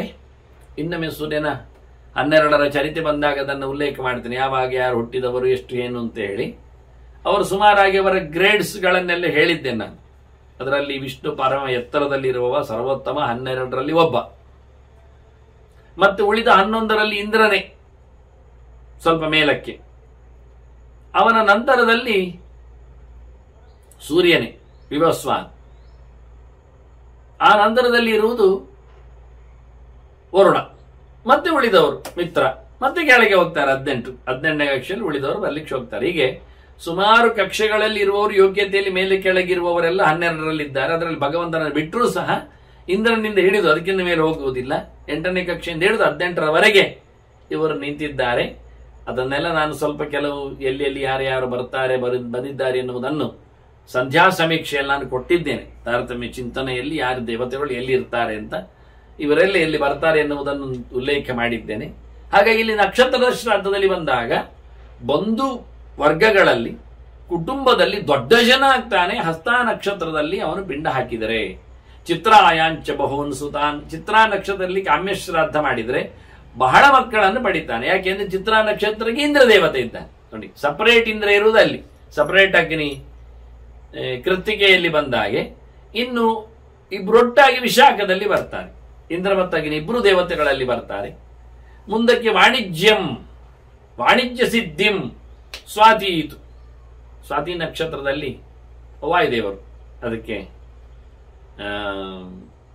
ದೇವತೆ ಇದ್ದಾನೆ ನಕ್ಷತ್ರಕ್ಕೆ. ಹಾಗಾಗಿ ಸ್ವಾತಿ ನಕ್ಷತ್ರದಲ್ಲಿ ವ್ಯಾಪಾರ ಆಗ್ತದೆ ನೋಡಿ. ವ್ಯಾಪಾರಿಗಳು ಲಾಭ ಬರಲಿಕ್ಕೆ, ವ್ಯಾಪಾರ ಆಗಲಿಕ್ಕೆ, ತೊಂದರೆ ಪಡಲದೇ ಇರಲಿಕ್ಕೆ ಮಾಡುವಂಥದ್ದು ಯಾವಾಗ ಹೇಳಿದ್ರೆ ಸ್ವಾತಿ ನಕ್ಷತ್ರದಲ್ಲಿ ಅವರು ಶ್ರಾದ್ದ ಕರ್ಮ ಮಾಡಿದ್ರೆ ಅವರಿಗೆ ವ್ಯಾಪಾರ ವ್ಯವಹಾರಗಳಲ್ಲಿ ತೊಂದರೆ ಆಗುವುದಿಲ್ಲ. ವಿಶಾಖ ಸುವರ್ಣಕಂ, ಒಳ್ಳೆ ದೇಹದಲ್ಲಿ ಬಣ್ಣ, ಚೆಲುವು ಎಲ್ಲ ಬರಲಿಕ್ಕೆ ವಿಶಾಖ ನಕ್ಷತ್ರದಲ್ಲಿ ಅವರು ಇಬ್ಬರು ದೇವತಾಕವಾದದ್ದು ಹೇಳಿದೆ. ಅದರಲ್ಲಿ ಶ್ರಾದ್ದ ಮಾಡಲಿಕ್ಕೆ. ಇನ್ನು ಅನುರಾಧ ನಕ್ಷತ್ರ ಅದಕ್ಕೆ ಮಿತ್ರ ದೇವತೆ. ಹಾಗೆ ಹೇಳಿದೆ ನಾನು ಅದನ್ನು. ಮೈತ್ರೇ ಬಹೂನಿ ಮಿತ್ರಾಣಿ ಅಂದ್ರೆ ಫ್ರೆಂಡ್ಸ್ ಅವನಿಗೆ ಬೇಕು ಅಂತ ಆದ್ರೆ, ಅವನ ಹತ್ತಿರದಲ್ಲಿ ಇರುವವರು ಮೈತ್ರಿಯಲ್ಲಿ ಇರಬೇಕಾದ್ರೆ, ಕರ್ಮಕಾರರಿರ್ಲಿ, ಕಾರ್ಯದರ್ಶಿ ಮುಂತಾದವರಿರ್ಲಿ, ಸದಸ್ಯರಾಗಿ ಬರಲಿ, ಟೋಟಲಿ ಒಂದು ಸಂಘ ಸಂಸ್ಥೆಯಲ್ಲಿ ಆಗಿದ್ರೆ ಅದರ ಏಳಿಗೆಗೋಸ್ಕರ ನಾವು ಅನುರಾಧ ನಕ್ಷತ್ರದಲ್ಲಿ ಮಿತ್ರದೇವತಾಕವಾದ ನಕ್ಷತ್ರದಲ್ಲಿ ಹೋಮ ಹವನವನ್ನು ಮಾಡಲಿಕ್ಕೆ. ಇಲ್ಲಿ ಭಗವಂತನ ಬಗ್ಗೆ ನಾನು ಹೇಳಿ ಆಗಿದೆ. ಆಗಲಿ ಅವ್ಯಕ್ತ ಇದ್ದಾನೆ, ಉತ್ತರಿಗೆ ಚಿತ್ರಕ್ಕೆ, ಹಸ್ತಕ್ಕೆ ಪುಂಡರೀಕಾಕ್ಷ ಇದ್ದಾನೆ, ವಿಶ್ವಕರ್ಮ ಇದ್ದಾನೆ ಚಿತ್ರಕ್ಕೆ, ಎಲ್ಲ ಕೆಲಸ ಮಾಡುವವ ಎನ್ನುವ ನೆಲೆಯಲ್ಲಿ. ಹಾಗೆಯೇ ಸ್ವಾತಿ, ನಾವು ಅದನ್ನು ನೋಡಿ ಆಯಿತು. ಅದರ ನಂತರದಲ್ಲಿ ಉತ್ತರ ಹಸ್ತ ಚಿತ್ರ ಸ್ವಾತಿಗೆ ನಾನು ಶುಚಿಶ್ರವಸನವರೆಗೆ ಹೇಳಿದ್ದೇನೆ. ವಿಶಾಖ, ಅನುರಾಧ, ಜ್ಯೇಷ್ಠ, ಮೂಲ, ಪೂರ್ವಾಷಾಢ, ಉತ್ತರಾಷಾಢ, ಶ್ರವಣದವರೆಗೆ, ಶ್ರವಣ ಬಿಟ್ಟು ವಿಷ್ಣು ದೇವತಾಗದವರೆಗೆ ಇನ್ನು 6 ದೇವತೆಗಳಿಗೆ ಸಂಭವ, ಭಾವನೋ, ಭರ್ತ, ಪ್ರಭವ, ಪ್ರಭು, ಈಶ್ವರ ಅಂತ ಈ 6 ಜನ ಭಗವಂತನ ರೂಪ ವಿಶೇಷಗಳು. ಆದ್ರಿಂದ ಇಲ್ಲಿ ನಾವು ಸಂಭವನನ್ನು ವಿಶಾಖದಲ್ಲಿ ನೋಡಿ ಆಯಿತು. ಆನಂತರದಲ್ಲಿ ಅನುರಾಧ ನಕ್ಷತ್ರಕ್ಕೆ ಭಾವನಃ, ಭಕ್ತಿಯ ವಿಶೇಷವಾದಂತಹ ಚಿಂತನೆಯಲ್ಲಿ ನೆಲೆಗೊಂಡವನು ಎನ್ನುವ ಅರ್ಥ ಭಾವನೆ ಎನ್ನುವುದಕ್ಕೆ. ಸೃಷ್ಟಿಯಾದಿಗಳನ್ನು ನಡೆಸಿಕೊಡುವವನು ಅಂತ ಅರ್ಥ. ಸೃಷ್ಟಿ ಸಂಹಾರ ಭಾವನಂ ಸಮುದಾರದ ಅನ್ನುವುದಾಗಿ. ಹೀಗಾಗಿ ಮೈತ್ರ ತಾರೆಯಲ್ಲಿ, ಅನುರಾಧ ತಾರೆಯಲ್ಲಿ ಮಾಡಿದವನಿಗೆ ಫ್ರೆಂಡ್ಸ್ಗಳು ಬರ್ತಾರೆ. ಇನ್ನು ಮುಂದಕ್ಕೆ ಜ್ಯೇಷ್ಠ, ಜ್ಯೇಷ್ಠಕ್ಕೆ ಮತ್ತೆ ಪುನಃ ಇಂದ್ರನೇ. ರಾಜ್ಯಂ ಶಾಕ್ರೆ ತಥೈವ ಚ, ಇಲ್ಲಿ ಇಂದ್ರ ದೇವತಾಕವಾದದ್ದು ಅಂತಲೇ ಹೇಳಿಬಿಟ್ರು. ಇನ್ನೊಂದು ಸಿಕ್ಕಿದ್ದು ನಕ್ಷತ್ರ, ಅದರಲ್ಲಿ ಶ್ರೇಷ್ಠತನ ಬರ್ತದೆ. ರಾಜ್ಯ ಬರಬೇಕು, ಇದು ಕ್ಷತ್ರಿಯರು ಹೇಳಿದ್ದು. ರಾಜ್ಯ ಸಿಗಬೇಕಾದ್ರೆ, ರಾಜ್ಯದಲ್ಲಿ ಮೆರಿಬೇಕಾದ್ರೆ, ವಿಶೇಷವಾಗಿ ದೊರೆತನ, ಮಂತ್ರಿತನ ಎಲ್ಲ ಬರಬೇಕಾದ್ರೆ ಜ್ಯೇಷ್ಠ ನಕ್ಷತ್ರ ಜ್ಯೇಷ್ಠನಾಗ್ತಾನೆ, ಶ್ರೇಷ್ಠನಾಗ್ತಾನೆ. ಜ್ಯೇಷ್ಠ ನಕ್ಷತ್ರದಲ್ಲಿ ಅವನು ಪಿಂಡ ಪ್ರದಾನ ಸೇವೆಯನ್ನು ನಡೆಸಿಕೊಡಬೇಕು ಅಂತ ಹೇಳ್ತಾನೆ. ಇನ್ನು ಮುಂದಕ್ಕೆ ಕೃಷಿಯನ್ನು ಮಾಡುವಲ್ಲಿ ಮೂಲಾ ನಕ್ಷತ್ರದಲ್ಲಿ, ಮೂಲೆ ಕೃಷಿಂ ಲಭೇತ್ ಅಂತಾರೆ. ಮೂಲಾ ನಕ್ಷತ್ರದಲ್ಲಿ ಮಾಡಿದ್ರೆ ಕೃಷಿ ನಮಗೆ ಸಿಗ್ತದೆ.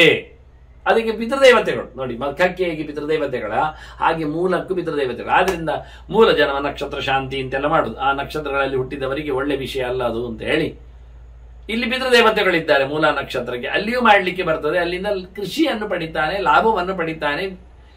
ಗದ್ದೆ ಕೆಲಸ, ತೋಟ ಕೆಲಸ ಇದ್ದವರೆಲ್ಲ ಮೂಲಾ ನಕ್ಷತ್ರದಲ್ಲಿ ಶ್ರಾದ್ದ ಮಾಡಿದ್ರೆ ಬೆಟರ್.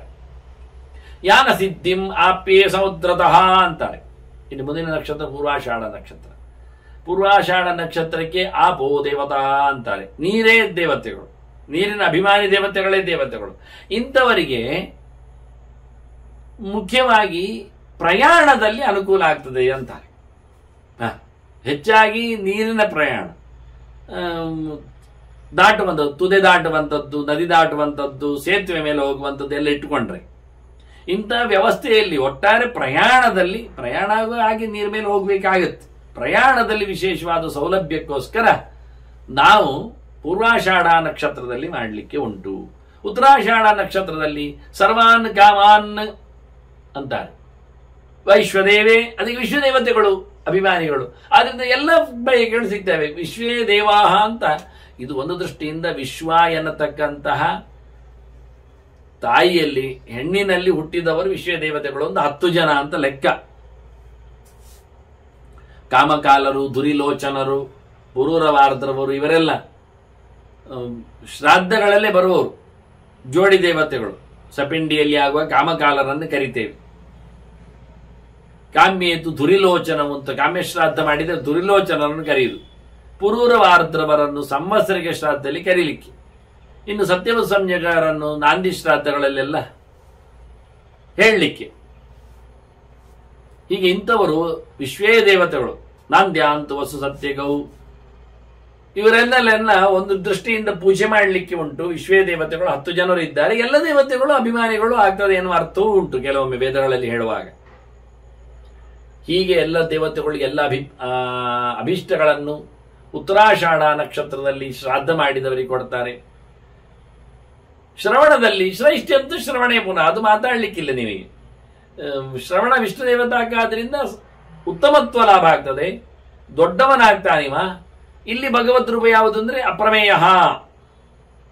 ಮತ್ತೆ ಮುಂದಿನದ್ದು ಧನಿಷ್ಠ, ಶತಭಿಷ, ಪೂರ್ವಭಾದ್ರೆ, ಉತ್ತರಭಾದ್ರ, ರೇವತಿ, ಪೂರ್ವಭಾದ್ರ ಇಷ್ಟಿಟ್ಟುಕೊಳ್ಳುವ.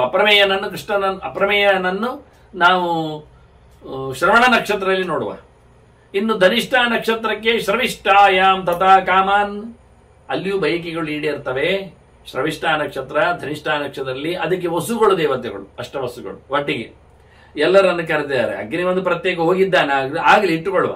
ಅಷ್ಟವಸುಗಳು ದೇವತಾಕವಾದದ್ದು ಧನಿಷ್ಠಾ ನಕ್ಷತ್ರದಲ್ಲಿ ಶ್ರಾದ್ದ ಮಾಡಿದರೆ ಎಲ್ಲ ಕಾಮನೆಗಳನ್ನು ಪಡಿತಾನೆ. ಅದಕ್ಕೆ ಋಷಿಕೇಶ ದೇವರಿದ್ದಾನೆ, ಇಂದ್ರಿಯ ಸ್ವಾಮಿಯಾದವ. ಇನ್ನು ಮುಂದಕ್ಕೆ ಪದ್ಮನಾಭ, ಅಪ್ರಮೇಯೋ ಋಷಿಕೇಶ ಪದ್ಮನಾಭೋ ಅಮರ ಪ್ರಭು ಅಂತ ಈ ನಾಲ್ವರು ಶ್ರವಣ, ಧನಿಷ್ಠ, ಶತಭಿಷ, ಪೂರ್ವಾಭಾದ್ರೆಗೆ ಭಗವಂತನ ರೂಪ ವಿಶೇಷಗಳು. ಮುಖ್ಯವಾಗಿ ಇಲ್ಲಿ ಧನಿಷ್ಠ, ಆನಂತರ ಶತಭಿಷ, ಅದು ವಾರುಣ. ವಾರುಣೇಚ ಪರಂಬಲಂ, ವರುಣ ದೇವತಾಕವಾದ ಶತಭಿಷಕ್ ವೈದ್ಯ ಸ್ವಾಮಿಯವ. 100 ಮದ್ದು, 100ಕ್ಕೆ 100 ಮದ್ದು ಆಗ್ತದೆ. ಶತಭಿಷ ನಕ್ಷತ್ರದಲ್ಲಿ ಸೇವೆ ಮಾಡಿದರೆ 100% ಕ್ಯೂರ್. ಆದ್ರಿಂದ ಆವತ್ತು ಶ್ರಾದ್ದ ಮಾಡಿದರೆ ಅವನು ಒಳ್ಳೆ ದೈಹಿಕ ಬಲ ಸಂಪನ್ನನಾಗ್ತಾನಂತೆ. ಯಾಕೆ? ಒಳ್ಳೆ ಮದ್ವೆ, ಶ್ರಾದ್ದವೇ ಒಂದು ಮದ್ದು ಅವನಿಗೆ. ಮುಂದೆ ಅಜೈಕ ಬಾತ್ಸ್ ಮತ್ತು ಅಹಿರ್ಬುದ್ನಿ ಇಬ್ಬರು ಪೂರ್ವ ಭಾದ್ರೆಗೆ ಉತ್ತರ ಭಾದ್ರೆಗೆ ಎರಡಕ್ಕೂ ಅಭಿಮಾನಿ ದೇವತೆಗಳು. ಅವರು 11 ರುದ್ರರಲ್ಲಿ ಇಬ್ಬರು, ಏಕಾದಶ ರುದ್ರರು ಅಂತ ಇರುವುದು. ಅದರಲ್ಲಿ ಪ್ರಧಾನ ರುದ್ರ ಒಬ್ಬ ಬಿಡಿ, ಮತ್ತೆ 10 ಜನ ಇದ್ದಾರೆ ಅವಾಂತರ ರುದ್ರರು. ಅವರು 18ನೇ ಕಕ್ಷೆಯಲ್ಲಿ ಬರುವವರು. ರೈವತೋಜ ಮಹಾಭೀಮ, ವಾಮ ಉಗ್ರ, ವೃಷಾಕಬಿ, ಅಜೈಕಬಾದ್, ಅಹಿರ್ಬುದ್ನಿಯ, ಬಹುರೂಪ ಅಂತ ಹೇಳಿಕೊಂಡು ಇವರ ಹೆಸರುಗಳು. ಅದರಲ್ಲಿ ಇಬ್ಬರು ಅಜೈಕಬಾದ್ ಮತ್ತೆ ಅಹಿರ್ಬುದ್ನಿಯರು ಅಂತ. ಇವರಿಬ್ಬರು 2 ಭದ್ರಾ ನಕ್ಷತ್ರಗಳಿಗೆ ಅಭಿಮಾನಿ ದೇವತೆಗಳಿದ್ದಾರೆ. ಕೊನೆಯಲ್ಲಿ ಪೂರ್ವಭಾದ್ರ ಉತ್ತರಾಭಾದ್ರೆಗೆ ಅಲ್ಲಿ ಭಗವಂತನ ರೂಪ ವಿಶೇಷಗಳು ಪದ್ಮನಾಭ ಮತ್ತೆ ಅಮರಪ್ರಭು ಅಂತ ಹೇಳಿದೆ, ನಾನು ತಿಳಿಸಿಕೊಟ್ಟೆ. ಶ್ರವಣ, ಧನಿಷ್ಠ,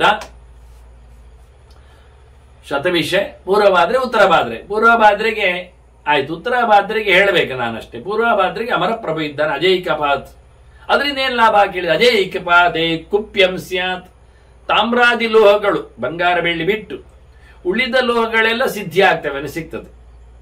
ಪಾತ್ರ ಪಗಡಿಗಳಿಗೆಲ್ಲ ತೊಂದರೆ ಇಲ್ಲ. ಅದನ್ನು ವ್ಯವಹಾರ ಮಾಡುವವರು, ತಾಮ್ರ ವ್ಯವಹಾರ, ಲೋಹ ವ್ಯವಹಾರ ಮಾಡುವವರಿಗೆ ಇದು ಚೆನ್ನಾಗಿದೆ. ಆನಂತರ ಅಹಿರ್ಬುದ್ನೇ ಗೃಹಂ ಶುಭಂ, ಒಳ್ಳೆ ಮನಸ್ಸಿಗೆ ಬೇಕಾದ್ರೆ ಅಹಿರ್ಬುದ್ನಿಯನಲ್ಲಿ ಉತ್ತರಾಭಾದ್ರ ನಕ್ಷತ್ರದಲ್ಲಿ ಶ್ರಾದ್ದಗಳನ್ನು ನಡೆಸಲಿಕ್ಕೆ ಉಂಟು. ಅದಕ್ಕೆ ಅಗ್ರಾಹ್ಯ ಎನ್ನುವ ಭಗವಂತ ಇದ್ದಾನೆ. ಅಗ್ರಾಹ್ಯ ಶಾಶ್ವತಃ ಧಾತ ಕೃಷ್ಣಶ್ಚೈನಾನ್ಯ ಅನುಕ್ರಮಾತ್ ಅನುಸ್ಮರೇತ್ ಅಂತೇಳಿ ಕೊನೆಗೆ ಭರಣಿ ನಕ್ಷತ್ರಕ್ಕೆ ಕೃಷ್ಣನೇ ದೇವತೆ ಇದ್ದಾನೆ, ಭಗವಂತ ರೂಪ. ಅದಕ್ಕಿಂತ ಮೊದಲಿಗೆ ಭರಣಿಗಿಂತ ಮೊದಲಿಗೆ ಅಶ್ವಿನಿಗೆ ಧಾತ್ರಿ ಇದ್ದಾನೆ. ಅದಕ್ಕೂ ಮೊದಲು ರೇವತಿಗೆ ಶಾಶ್ವತ ಇದ್ದಾನೆ. ಅದಕ್ಕೂ ಮೊದಲು ಅಗ್ರಾಹ್ಯನಿದ್ದಾನೆ ಉತ್ತರಾಭಾದ್ರ ನಕ್ಷತ್ರಕ್ಕೆ. ಇನ್ನು ಕೊನೆಗೆ ರೇವತಿ ನಕ್ಷತ್ರಕ್ಕೆ ಭೂಷಾ ದೇವತೆ ಅಂತ ಹಿಂದೆ ಹಾಗೆ ಹೇಳಿದೆ. ರೇವತ್ಯಾಂ ಬಹವೋ ಗಾವಹ, ರೇವತಿ ನಕ್ಷತ್ರದಲ್ಲಿ ಶ್ರಾದ್ದ ಮಾಡಿದ್ರೆ ತುಂಬಾ ದನಗಳು ಸಿಗ್ತವೆ, ಹಟ್ಟಿ ತುಂಬಾ ದನಗಳಾಗ್ತವೆ. ದನಗಳಿಗೆ ಆರೋಗ್ಯ ವೃದ್ಧಿಸ್ತದೆ, ಹಟ್ಟಿ ಕಾಯಿಲೆ ಬರುವುದಿಲ್ಲ, ತೊಂದರೆ ಆಗುವುದಿಲ್ಲ, ಗೋ ನಷ್ಟ ಆಗುವುದಿಲ್ಲ. ರೇವತಿಯಂದು ಪೂಷಾ ನಕ್ಷತ್ರದಲ್ಲಿ, ಪೂಷಾ ಅಭಿಮಾನ್ಯಮಾನವಾದಂತಹ ವ್ಯವಸ್ಥೆಯಲ್ಲಿ ಭಗವಂತ ಶಾಶ್ವತನಿದ್ದಾನೆ ರೂಪದಲ್ಲಿ. ಅಶ್ವಿನ್ಯಾಂ ತುರಗಾಂ ಸ್ತತ, ಅಶ್ವಿನಿ ದೇವತೆಗಳು ಅಶ್ವಿನಿ ನಕ್ಷತ್ರಕ್ಕೆ ಅಭಿಮಾನಿಗಳು. ಅಶ್ವಿನಿ ದೇವತೆಗಳಿಗೆ ಕುದುರೆ ಮೋರೆ ಇದೆ. ಅವರು ಹುಟ್ಟಿದ್ದು ಕುದುರೆಯ ರೂಪದಲ್ಲಿದ್ದಾಗ, ಸೂರ್ಯನ ಮಡದಿ ಇದ್ದಾಗ ಹುಟ್ಟಿದವರು. ಆದ್ರಿಂದ ಸೂರ್ಯನ ಮಕ್ಕಳವರು. ಅವರು 18ನೇ ಕಕ್ಷೆಯಲ್ಲಿ ಬರುವವರು. ಸೂರ್ಯನ ಹೆಂಡತಿ ಬಿಸಿಲು ತಾಳಲಾರದೆ ಕುದುರೆಯಾಗಿ ಆಕೆ ತೆರಳಿದಾಗ ಸೂರ್ಯ ಕುದುರೆ ರೂಪದಲ್ಲಿ ಆಕೆಯನ್ನು ಪಡೆದು ಕುದುರೆಯ ಮೋರೆಯಿಂದ, ಮುಖದಿಂದ, ಮೂಗಿನಿಂದ ಹುಟ್ಟಿದವರು ಅಶ್ವಿನಿ ದೇವತೆಗಳು. ಆದ್ರಿಂದ ಮುಗಿಗೆ ಅವರು ಅಭಿಮಾನಿಗಳು ಇದ್ದಾರೆ, ಅಶ್ವಿನಿ ನಕ್ಷತ್ರ ಅಭಿಮಾನಿಗಳಿದ್ದಾರೆ. ಕುದುರೆಗಳನ್ನೇ ಕೊಡ್ತಾರೆ ಅವರು. ಕುದುರೆ ಕ್ಷೇಮ, ಕುದುರೆ ಭಾಗ್ಯ. ವಿಶೇಷವಾಗಿ ಇವತ್ತು ನಾವು ಹಾರ್ಸ್ ಪವರ್ ಹೇಳೋದು ವಾಹನ ಸೌಕರ್ಯಕ್ಕೆ. ಹಾಗಾಗಿ ರಸ್ತೆಯಾನಕ್ಕೆ ಇದು ಒಂದು ದೃಷ್ಟಿಯಿಂದ ವಾಹನಗಳ ನೆಲೆಯಲ್ಲಿ ಆವತ್ತು ಶ್ರಾದ್ದ ಮಾಡಿದರೆ ಅವನ ವಾಹನಕ್ಕೆ ತೊಂದರೆ ಆಗುವುದಿಲ್ಲ, ಆಕ್ಸಿಡೆಂಟ್ ಆಗುವುದಿಲ್ಲ, ಅವನಿಗೆ ವಾಹನ ಲಾಭ ಆಗ್ತದೆ, ಇಲ್ಲದಿದ್ದವನಿಗೆ. ಇವನ್ನೆಲ್ಲ ಚಿಂತನೆ ಮಾಡುವಂಥದ್ದು ನಾವು. ವಾಹನದಲ್ಲಿ ಅನುಕೂಲ ಆಗ್ತದೆ, ಪ್ರಯಾಣದಲ್ಲಿ ಹಿತ ಆಗ್ತದೆ. ಕೊನೆಗೆ ಯಾಮ್ಯೇಚ ಜೀವನಂ ತತ್ಸ್ ಸ್ಯಾದಿದಿ ಶ್ರಾದ್ದಂ ಪ್ರಯಚ್ಛ, ಬದುಕು ಯಮದೇವತೆ ಆದ್ರಿಂದ ಭರಣಿ ನಕ್ಷತ್ರದಲ್ಲಿ ಶ್ರಾದ್ದ ಮಾಡಿದರೆ ಭಗವಂತನ ವಿಶೇಷವಾದಂತಹ ಸ್ವಾಮಿ ಆದ್ದರಿಂದ ಬಹಳ ಕಾಲದವರೆಗಿನ ಆಯುಸ್ಸು ಕೊಡ್ತಾನೆ, ಒಳ್ಳೆಯ ಬದುಕು ಕೊಡ್ತಾನೆ. ಹೀಗೆ ಬಹಳ ಸುಂದರವಾಗಿ ದೇವರ ನಾಮಚಿಂತನೆಯ ಜೊತೆಯಲ್ಲಿ ನಾವಿವತ್ತು ನಕ್ಷತ್ರಗಳ ಶ್ರಾದ್ದವನ್ನು ಕಲಿತೆವು. ಕಾಮ್ಯ ಶ್ರಾದ್ದಗಳು ಹೇಗಾಗ್ತದೆ ಅಂತೇಳಿ 27. ಇದರಲ್ಲಿ ಅಭಿಚಿಂತನ ಮುಟ್ಲಿಲ್ಲ, ಹೇಳಲಿಲ್ಲ. ನಡುವೆ ಇದೇ ವೇದಗಳು ಮುಟ್ತಾವೆ ಕೆಲವೊಮ್ಮೆ. ಇಲ್ಲಿ ಭಗವಂತನದಕ್ಕೆ ದೇವತೆ ಆದ್ರಿಂದ ಶ್ರೈಷ್ಟ್ಯವನ್ನೇ ಕೊಡ್ತಾನೆ ಅಂತ ಅರ್ಥ ಮಾಡಲಿಕ್ಕೆ ಬರ್ತದೆ. ಇನ್ನು ವಾರಶ್ರಾದ್ದಗಳ ಬಗ್ಗೆ ನಾನು ಮಾತಾಡ್ತೇನೆ. ಈ ವಾರಗಳಿಗೆ ಆ ಗ್ರಹ ದೇವತೆಗಳ ಅಭಿಮಾನಿಗಳು ಅಂತ ಗಟ್ಟಿಟ್ಟುಕೊಳ್ಳುವ ಸುಲಭ ಆಗ್ತದೆ. ಬೇರೆ ಬೇರೆ ಎಲ್ಲ ಇದ್ದಾರೆ, ನಾನೆಲ್ಲ ಅದನ್ನು ಸಂಧ್ಯಾ ಸಮೀಕ್ಷೆಯಲ್ಲಿ ಕೊಟ್ಟಿದ್ದೆ. ಆದಿತ್ಯವಾರೇತು ಆರೋಗ್ಯಂ, ಆದಿತ್ಯವಾರ ಸೂರ್ಯನತ್ತು, ಆರೋಗ್ಯಂ ಭಾಸ್ಕರ ಆದಿತ್ಯದ. ಆದ್ರಿಂದ ರೋಗ ನಿವೃತ್ತಿಗೆ, ರೋಗ ಪರಿಹಾರಕ್ಕೆ, ರೋಗ ಬರದಂತೆ ಮಾಡಲಿಕ್ಕೆ, ಆರಾಮವಾಗಿರ್ಲಿಕ್ಕೆ, ಆರೋಗ್ಯವಾಗಿರ್ಲಿಕ್ಕೆ ನಾವು ಆದಿತ್ಯವಾರ ಶ್ರಾದ್ದ ಮಾಡುವ. ಆದಿತ್ಯವಾರ ಎಲ್ಲರಿಗೂ ಪುರುಷೋತ್ತಮ ರಜೆ ಉಂಟು. ಆದಿತ್ಯವಾರ ಶ್ರಾದ್ದ ಮಾಡುವ ಮೂಲಕ ದೊಡ್ಡ ಮಟ್ಟಿನ ಅನೇಕ ರೋಗಗಳನ್ನು ನಿವೃತ್ತಿಗೊಳಿಸಲಿಕ್ಕೆ ಆಗ್ತದೆ. ಪಿತೃಗಳು ಅನುಕೂಲ ಮಾಡುತ್ತಾರೆ, ಸೂರ್ಯ ಅದಕ್ಕೆ ಅನುಕೂಲನಾಗಿದ್ದಾನೆ. ಚಂದ್ರೆ ಸೌಭಾಗ್ಯಮೆಂಬಚ, ಒಳ್ಳೆ ಭಾಗ್ಯವಂತ ಬರಬೇಕಾದ್ರೆ, ಸಂಪತ್ತೆಲ್ಲ ಇರಬೇಕಾದ್ರೆ, ಮನೆ ತುಂಬ ಆಳು ಕಾಳುಗಳು ಹಾಗೀಗೆ ಎಲ್ಲ ಇರಬೇಕಾದ್ರೆ ಒಳ್ಳೆ ರೀತಿಯಿಂದ ಸೋಮವಾರ ನೀವು ಶ್ರಾದ್ದವನ್ನು ಮಾಡಿ. ಚಂದ್ರ ನಿಮಗೆ ಮುಖ್ಯವಾಗಿ ಚಂದ್ರಮಂಡಲ ಮಧ್ಯದಲ್ಲೇ ಆತುಕೊಂಡಿರುವವರೆಲ್ಲ ಪಿತೃವರ್ಗದವರು. ಅದು ಇನ್ನೊಂದು ಸರ್ತಿ ಹೇಳ್ತೇನೆ ಸೌಮ್ಯಲೋಕದ ಬಗ್ಗೆ. ಹಿಂದೊಮ್ಮೆ ಪಿತೃಸ್ತುತಿಯ ಬಗ್ಗೆ ಮಾತಾಡಿದಾಗ ಹೇಳಿದ್ದೆ. ಇದರಲ್ಲಿ ಪಿತೃಸ್ತುತಿಯ ಪ್ರವಚನವನ್ನು ಆಡ್ ಮಾಡಬೇಕು ಆ ದೃಷ್ಟಿಯಿಂದ ಹೇಳಿಕೊಂಡು, ಅದು ಒಟ್ಟಿಗೆ ಹೋದಾಗ ಬಹಳ ದೊಡ್ಡ ಮಟ್ಟಿನ ಪಿತೃಸ್ತುತಿಯ ಉಪಾಸನೆಯನ್ನು ಪಿತೃ ಸಮೀಕ್ಷಾ ಅಂತ ಹೇಳಿ ಇದರಲ್ಲಿ ಕೊಟ್ಟಿದ್ದೇನೆ. ಅದು ಪಿತೃಸ್ತುತಿಯ ಬಗ್ಗೆ ಚಿಂತನೆ ಮಾಡಿದ್ದು, ಅದು ಪುರಾಣದಲ್ಲಿ ಇದ್ದದ್ದೇ. ಅದನ್ನು ಶ್ರಾದ್ದ ಸಮೀಕ್ಷೆಗೆ ಅನುಸಂಧಾನ ಮಾಡಲಿಕ್ಕೆ ಆಗ್ತದೆ, ಚಿಂತನೆ ಮಾಡಲಿಕ್ಕೆ ಬರ್ತದೆ. ಮಧ್ಯದಲ್ಲಿ ನೀವು ಅದನ್ನು ಕೇಳಲಿಕ್ಕೂ ಆಗ್ತದೆ. ಮುಂದೆ ಕೌಜೆ ಸರ್ವತ್ರ ವಿಜಯಂ ಅಂತಾರೆ. ಮಂಗಳವಾರ ಮಾಡಿದ್ರೆ ಅವನು ಭಾರಿ ಪ್ರತಾಪಪೂರ್ಣನಾದವ, ಶಿವಪುತ್ರನಿದ್ದಾನೆ, ಬೆಂಕಿ ಅಂತೆ ಅವನು ಮಂಗಳ. ಹಾಗೆ ಯಾವತ್ತು ಮಾಡಿದ್ರೆ ಜಯ ಗ್ಯಾರಂಟ್, ಸೋಲುವುದಿಲ್ಲ ಅಂತ. ಸರ್ವಾನ್ ಕಾಮಾನ್ ಬುಧಸ್ಯತ್. ಇನ್ನು ಬುಧವಾರ ಮಾಡಿದ್ರೆ ಅದು ವಿಷ್ಣು ದೇವತಾಕವ ಹೌದು, ಬುಧ ಚಂದ್ರನ ಮಗ ಸೌಮ್ಯ ಅವ. ಆವತ್ತು ಮಾಡಿದ್ರೆ ಎಲ್ಲ ಬಯಕೆಗಳು ಸಿಗ್ತಾವೆ ನೋಡಿ. ಬುಧವಾರ ಮಾಡ್ಲಿಕ್ಕೂ ಬರ್ತದೆ ವಿಶೇಷವಾಗಿ. ಇನ್ನು ಗುರುವಾರ ಮಾಡಿದ್ರೆ ವಿದ್ಯಾಂ ಅಭೀಷ್ಟಾಂ ಜೀವೇತು. ಗುರುವಾರ ಅವನು ವಿದ್ಯೆ ದೇವತೆ ಅಲ್ಲ ಗುರು ಅಂದ್ರೆ, ಆದ್ರಿಂದ ಒಳ್ಳೆ ವಿದ್ಯೆ ಬರ್ತದೆ. ವಿದ್ಯೆಯನ್ನು ಇಷ್ಟಪಟ್ಟದ್ದನ್ನು ವಿದ್ಯೆಯನ್ನು ಕಲೀಲಿಕ್ಕೆ ಆಗ್ತದೆ. ಕಲಿತದ್ರಲ್ಲಿ ಆತ ಪದವಿಯನ್ನು ಪಡಿತಾನೆ. ಹಾಗಾಗಿ ಗುರುವಾರ ಶ್ರಾದ್ದ ಮಾಡಿ ವಿದ್ಯಾವಂತನನ್ನ ಆಗಿಸಲಿಕ್ಕೆ ಆಗ್ತದೆ ಅಂತ. ಇನ್ನು ಸಂಪತ್ತು ಬರಬೇಕಾದ್ರೆ ಶುಕ್ರವಾರ. ಶುಕ್ರ ಸಂಪತ್ತು ಲಕ್ಷ್ಮಿ ಹೌದು, ಶುಕ್ರನು ಸಂಪತ್ತಿನ ಒಡೆಯನೌದು, ಶುಕ್ರನು ದೈತ್ಯರ ಗುರುವಾಗಿ ಸಂಪತ್ತಿನಿದ್ದಾನೆ. ಆದ್ರಿಂದ ಧನಂ ವೈ ಭಾರ್ಗವೇ ಪುನಃ. ಶುಕ್ರವಾರ ಶ್ರಾದ್ದ ಮಾಡಿದ್ರೆ ಧನ ಸಂಪತ್ತು ಬರ್ತದೆ. ಶನೈಶ್ಚರೇ ಲಭೇದಾಯು. ಶನಿವಾರ ಮಾಡಿದ್ರೆ ಏನಾಗ್ತದೆ ಕೇಳಬೇಡಿ. ಶನಿವಾರ ಮಾಡಿದ್ರೆ ಬದುಕಿ ಬರ್ತಾನೆ, ಜೀವ ಉಳಿತದೆ, ಸಾಯುವುದಿಲ್ಲ. ಮಂದವಾರ ಆದ್ರಿಂದ ಮಂದ ಆಗ್ತಾನೆ, ಯಾವತ್ತು ಬೇಗನೆ ಸಾಯುವುದೇ ಇಲ್ಲ. ಆಯುಷ್ಯದ ಅಭಿವೃದ್ಧಿಗೆ ಶನಿವಾರ ಶ್ರಾದ್ದ. ನಾವು ಕಾಮ್ಯ ಶ್ರಾದ್ದ ಮಾಡುವಾಗ ತಿಂಗಳಿಗೊಮ್ಮೆ ಒಂದು ವಾರವನ್ನು ಇಟ್ಟುಕೊಂಡು ಮಾಡಿದ್ರೆ ಅನುಕೂಲ ಆಗ್ತದೆ. ಎಲ್ಲ ವಾರಗಳಲ್ಲಿಯೂ ಮಾಡಿದಾಗ ಆಗ್ತದೆ. ಸತ್ಯನಾರಾಯಣ ವ್ರತದಂತೆ ಮಾಡುವಂಥದ್ದು, ಪ್ರತಿ ತಿಂಗಳು ಆಯುಷ್ಯ ಹೋಮದಂತೆ ಮಾಡುವಂಥದ್ದು, ಗಣಪತಿ ಹೋಮದಂತೆ ನಡೆಸುವಂಥದ್ದು ಶ್ರಾದ್ದ ಕರ್ಮ, ತಪ್ಪೇನಿಲ್ಲ. ಆವತ್ತಿನ ತಿಥಿಗಳನ್ನು ನಕ್ಷತ್ರಗಳನ್ನು ವಾರಕ್ಕೆ ಪೋಷಿಸಿಕೊಂಡು ಮಾಡಿದ್ರೆ ಭಯಂಕರ ಲಾಭ. ಎಲ್ಲ ಬಗೆಯ ಯೋಗಗಳನ್ನು ನಾವು ಪಡೆಯಲಿಕ್ಕೆ ಆಗ್ತದೆ. ಹೀಗೆ ನಿತ್ಯ ಶ್ರಾದ್ದ ದಿನೇ ದಿನ ಮಾಡುವಂಥದ್ದು ಹೇಳಿದ್ರು. ನೈಮಿತ್ತಿಕ ಶ್ರಾದ್ದ ಅದನ್ನು ಉಲ್ಲೇಖ ಮಾಡಿದ್ರು. ಗ್ರಹಣಾದಿಗಳು ಸಂಕ್ರಾಂತಿಗಳು ಬಂದಾಗ ಎಲ್ಲ ಹೇಳಿದ್ರು. ಇನ್ನು ಕಾಮ್ಯ ಶ್ರಾದ್ದ ತಿಥಿ ವಾರ ನಕ್ಷತ್ರ ಇಟ್ಟುಕೊಂಡು ಮಾಡುವಂಥದ್ದು ಹೇಳಿ ಆಯ್ತು. ಇನ್ನು ಇನ್ನೊಂದೆರಡು ಶ್ರಾದ್ದ ಉಂಟು. ಒಂದು ಅಮಾವಾಸ್ಯೆಯನ್ನು ಮಾಡುವ ಶ್ರಾದ್ದ, ಅದಕ್ಕೆ ಪಾರ್ವಣ ಶ್ರಾದ್ದ ಹೇಳುದು. ನಮ್ಮ ತಿಥಿ ಆಗಬೇಕು ಅಂತಲ್ಲ, ಪಾರ್ವಣಿ ಸ್ಮೃತಂ ಅಂತ ಪರ್ವಕಾಲದಲ್ಲಿ ಮಾಡುವ ಅಮಾವಾಸ್ಯೆಯನ್ನು ಮಾಡುವ ಶ್ರಾದ್ದ, ಅದು ಪಾರ್ವಣ ಶ್ರಾದ್ದ. ಇವತ್ತು ನಾವು ವಾರ್ಷಿಕ ಶ್ರಾದ್ದವನ್ನು ಪಾರ್ವಣ ಶ್ರಾದ್ದ ಅಂತ ಹೇಳ್ತೇವೆ, ಅದಲ್ಲ. ಇನ್ನೊಂದುಂಟು ವೃದ್ಧಿ ಶ್ರಾದ್ದ ಅಂತ ಇದ್ದೇನೆ. ಇದು ಮನು ಹೇಳಿದ್ದು, ಪಂಚವಿಧವಾದ ಶ್ರಾದ್ದವನ್ನು ಮನು ಹೇಳಿದ್ದಾನೆ ಅಂತ ಇಲ್ಲಿ ವ್ಯಾಸರು ಉಲ್ಲೇಖ ಮಾಡಿ ಚಿಂತನೆ ತಂದು ಕೊಡ್ತಾರೆ. ಮನುನ ಪರಿಭಾಷಿತಂ ಪಂಚಶ್ರಾದ್ದಾನಿ ಅಂತ. ಇನ್ನೊಂದು ಯಾವುದು, ಆರಂಭೇಶು ಚ ಸರ್ವೇಶು ಕುರಿಯಾದ ಅಭ್ಯುದಯಂ ಪುನಃ ಅಂತ. ಒಳ್ಳೆ ಕೆಲಸಗಳನ್ನು ಮಾಡಲಿಕ್ಕೆ ಹೋದಾಗ, ಒಳ್ಳೆ ಕೆಲಸಗಳಾಗುವಾಗ ಕರ್ಮಾರಂಭೇಶು ಸರ್ವೇಶು ಕುರಿಯಾದ ಅಭ್ಯುದಯಂ, ಅಭ್ಯುದಯ ಶ್ರಾದ್ದ, ವೃದ್ಧಿ ಶ್ರಾದ್ದ ಅಂತ ಹೆಸರು. ಇದು ಮಂಗಳ ಶ್ರಾದ್ದ. ಇದನ್ನು ಪುರೋಹಿತರು ಮಾಡಿಸ್ತಾರೆ ಕರ್ಮಾರಂಭದಲ್ಲಿ ಸುಮಾರಾಗಿ. ಇದು ನಡೆಸುವಂಥದ್ದು ಮುಖ್ಯವಾಗಿ.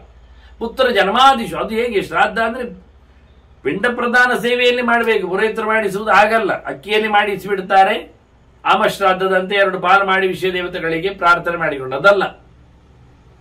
ಕ್ರಮಬದ್ಧವಾಗಿ ಶ್ರಾದ್ದವನ್ನೇ ಮಾಡಲಿಕ್ಕೆ. ಪುತ್ರ ಜನ್ಮಾದಿಶು, ಮಕ್ಕಳ ಹುಟ್ಟುವಾಗಲೂ ಇಂಥ ಸಂದರ್ಭಗಳಲ್ಲಿ ಜನ್ಮೋತ್ಸವಗಳಲ್ಲಿಯೂ ಮಾಡಲಿಕ್ಕೆ ಉಂಟು.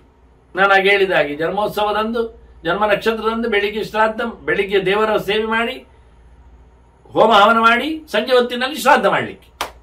ಹೀಗೆ ಪುತ್ರಜನ್ಮಾದಿ ಶ್ರಾದ್ದಂ, ಇದಿಷ್ಟು ಪಂಚಶ್ರಾದ್ದಗಳು ಅಲ್ಲದೆ ಯಾತ್ರಾಯಾಮ್ ಷಷ್ಠಮಾಖ್ಯಾತಂ ಅಂತಾರೆ. ಎಲ್ಲಿಯಾದ್ರೂ ಹೋಗುವಾಗ ಶ್ರಾದ್ದ ಮಾಡಿದರೆ ಅದು ಯಾತ್ರಾ ಶ್ರಾದ್ದ, ಕ್ಷೇತ್ರ ವಿಧಿ. ಅದರ ಸ್ಟೈಲ್ಗಳು ಬೇರೆ, ಅಲ್ಲಿ ಪ್ರಮಾಣಗಳು ನಾನು ಇನ್ನೊಮ್ಮೆ ಹೇಳ್ತೇನೆ. ಅದು ಕುಕ್ಕುಟಾಂಡಂ ಪ್ರಮಾಣಂ ಅಂತ ಹೇಳ್ತಾರೆ. ಕೋಳಿ ಮೊಟ್ಟೆ ಎಷ್ಟು ದೊಡ್ಡದು ಪಿಂಡ, ದೊಡ್ಡದು ಮಾಡ್ಲಿಕ್ಕೆ ಅಲ್ಲೆಲ್ಲ ಪಿಂಡ ಅಷ್ಟೇ ದೊಡ್ಡದಾಗಿದ್ರೆ ಎಲ್ಲ ಕ್ಷೇತ್ರಕಾರರು ಮಾಡುವಾಗ ಎಲ್ಲಿ ಜಾಗ ಇರ್ತದೆ. ಕ್ಷೇತ್ರ ಶ್ರಾದ್ದ ಎನ್ನುವುದು ನಮಗೆ ನಿತ್ಯ ನೈಮಿತ್ಯ ಗಾಮ್ಯಾದಿಗಳಲ್ಲಿ ಸೇರುವುದಿಲ್ಲ, ಅದು ಬೇರೆ, ಅದು 6ನೇದ್ದು ಅಂತಾರೆ. ಇನ್ನು ಶುದ್ಧ ಸಪ್ತಮಂ ಸ್ಮೃತಂ ಅಂತಾರೆ. ಶ್ರಾದ್ದ ಪ್ರಾಯಶ್ಚಿತ್ತಗಳಲ್ಲಿ ಮಾಡುವಾಗ, ದೇಹ ಶುದ್ಧಿ ಆದಿಗಳಿಗೆ ಮಾಡುವಾಗ ಅದರಿಂದ ಮಾಡ್ಲಿಕ್ಕೆ ಒಂದೊಂದು ಶುದ್ಧಿ ಶ್ರಾದ್ದ ಇತ್ತು. ಬಿಟ್ಟೋದದ್ದು ನಿಲ್ಲಿಸುವಾಗ, ಹೆಚ್ಚು ಕಡಿಮೆ ಆದಾಗ, ಆಸ್ಪತ್ರೆ ಹೋಗಿ ಬಂದಾಗ ಎಲ್ಲ ಶ್ರಾದ್ದ ಮತ್ತೆ ಮಾಡಲಿಕ್ಕೆ ಶುದ್ಧಿ ಶ್ರಾದ್ದ ಅನ್ನೋದು ಬೇರೆ ಮಾಡಲಿಕ್ಕೆ ಉಂಟು. ಏನೋ ಕುಡಿದಿದ್ದಾನೆ, ಹಾಳಾಗಿದ್ದಾನೆ, ಅದೆಲ್ಲದರಲ್ಲಿ ಪ್ರಾಯಶ್ಚಿತ್ತದಲ್ಲಿ ಬರುವಂತದ್ದು ಅದು ಸಪ್ತಮ ಶ್ರಾದ್ದ. ಇನ್ನೊಂದು ದೈವಿಕಂಚ ಅಷ್ಟಮಂ ಶ್ರಾದ್ದಂ ಯತ್ಕೃತ್ವ, ಅವನೇನು ಭಯದಿಂದ ಮೋಚನೆಯನ್ನು ಪಡಿತಾನೆ, ಈ ಸಂಸಾರದ ಜಂಜಾಟದಿಂದ ತಪ್ಪಿ ಹೋಗ್ತಾರೆ. 8ನೇ ಶ್ರಾದ್ದ ಮಾಡಲಿಕ್ಕುಂಟು, ದೈವಿಕವಾದ ಶ್ರಾದ್ದ, ದೇವರಿಗೆ ಸಂಬಂಧಪಟ್ಟಂತೆ ಮಾಡುವಂಥದ್ದು. ಹೀಗಾಗಿ 8 ಬಗೆಯ ಶ್ರಾದ್ದಗಳನ್ನು ಮಾಡಲಿಕ್ಕೆ ಉಂಟು ಅಂತ ಉಲ್ಲೇಖ ಮಾಡುತ್ತಾ, ನಾವು ನಿತ್ಯವನ್ನು ಮಾಡುವುದಿಲ್ಲ, ನೈಮಿತ್ತಿಕಕ್ಕೆ ಅದು ಏಕೋದಿಷ್ಟಾದಿಗಳಿಗೆ ಒಮ್ಮೆ ಮಾತ್ರ. ಇನ್ನು ಪಾರ್ವಣ ಒಂದು ಉಳ್ಕೊಂಡಿದೆ ಜಾಸ್ತಿ, ಅಂದ್ರೆ ಅಭ್ಯುದಯದಲ್ಲಿ ಹೆಸರಲ್ಲಿ ಆಗ್ತಾ ಉಂಟು, ಅದರೊಟ್ಟಿಗೆ ಕಾಮ್ಯಗಳು ನಡೀತಾ ಇಲ್ಲ. ಇದು ನಕ್ಷತ್ರ ವಾರ ಎಲ್ಲ ನೋಡಿಕೊಂಡು ಮಾಡುವಂಥದ್ದು, ಪ್ರೀತಿಸಿಕೊಂಡು ಮಾಡುವಂಥದ್ದು, ಅದನ್ನು ಆರಂಭಗೊಳಿಸಿದ್ರೆ ಅತ್ಯದ್ಭುತವಾದಂತಹ ಶ್ರಾದ್ದ ಕರ್ಮಗಳನ್ನು ನಾವು ಮಾಡಿಸಿದ ಹಾಗೆ ಆಗ್ತದೆ. ಹಾಗಾಗಿ ಎಲ್ಲ ಬಗೆಯ ತೊಂದರೆಗಳಿಂದ ನಿವೃತ್ತಿಗೆ, ವಿಶೇಷವಾದ ಭಗವಂತನ ಎತ್ತರಕ್ಕೆ, ಚಿಂತನೆಗೆ ಪಿತೃದೇವತಾಕವಾದಂತಹ ಸಮಾರಾಧನೆಯನ್ನು ಮಾಡಲಿಕ್ಕುಂಟು. ಇನ್ನು ಯಾವ ವಿಷಯ ಹೇಳುತ್ತೇನೆ ಅಂದ್ರೆ, ದೇಶ ವಿಷಯದಲ್ಲಿ ವಿಶೇಷವಾದ ಪ್ರದೇಶಗಳಲ್ಲಿ ಶ್ರಾದ್ದ ಮಾಡಿದೀಗ ಬಂದದ್ದು ಸಿಕ್ಕಿದ್ದೀಗ ನಮಗೆ ಯಾತ್ರಾಯಾಮ್ ಅಂತ, ಯಾತ್ರಾ ಸ್ಪೆಷಲ್.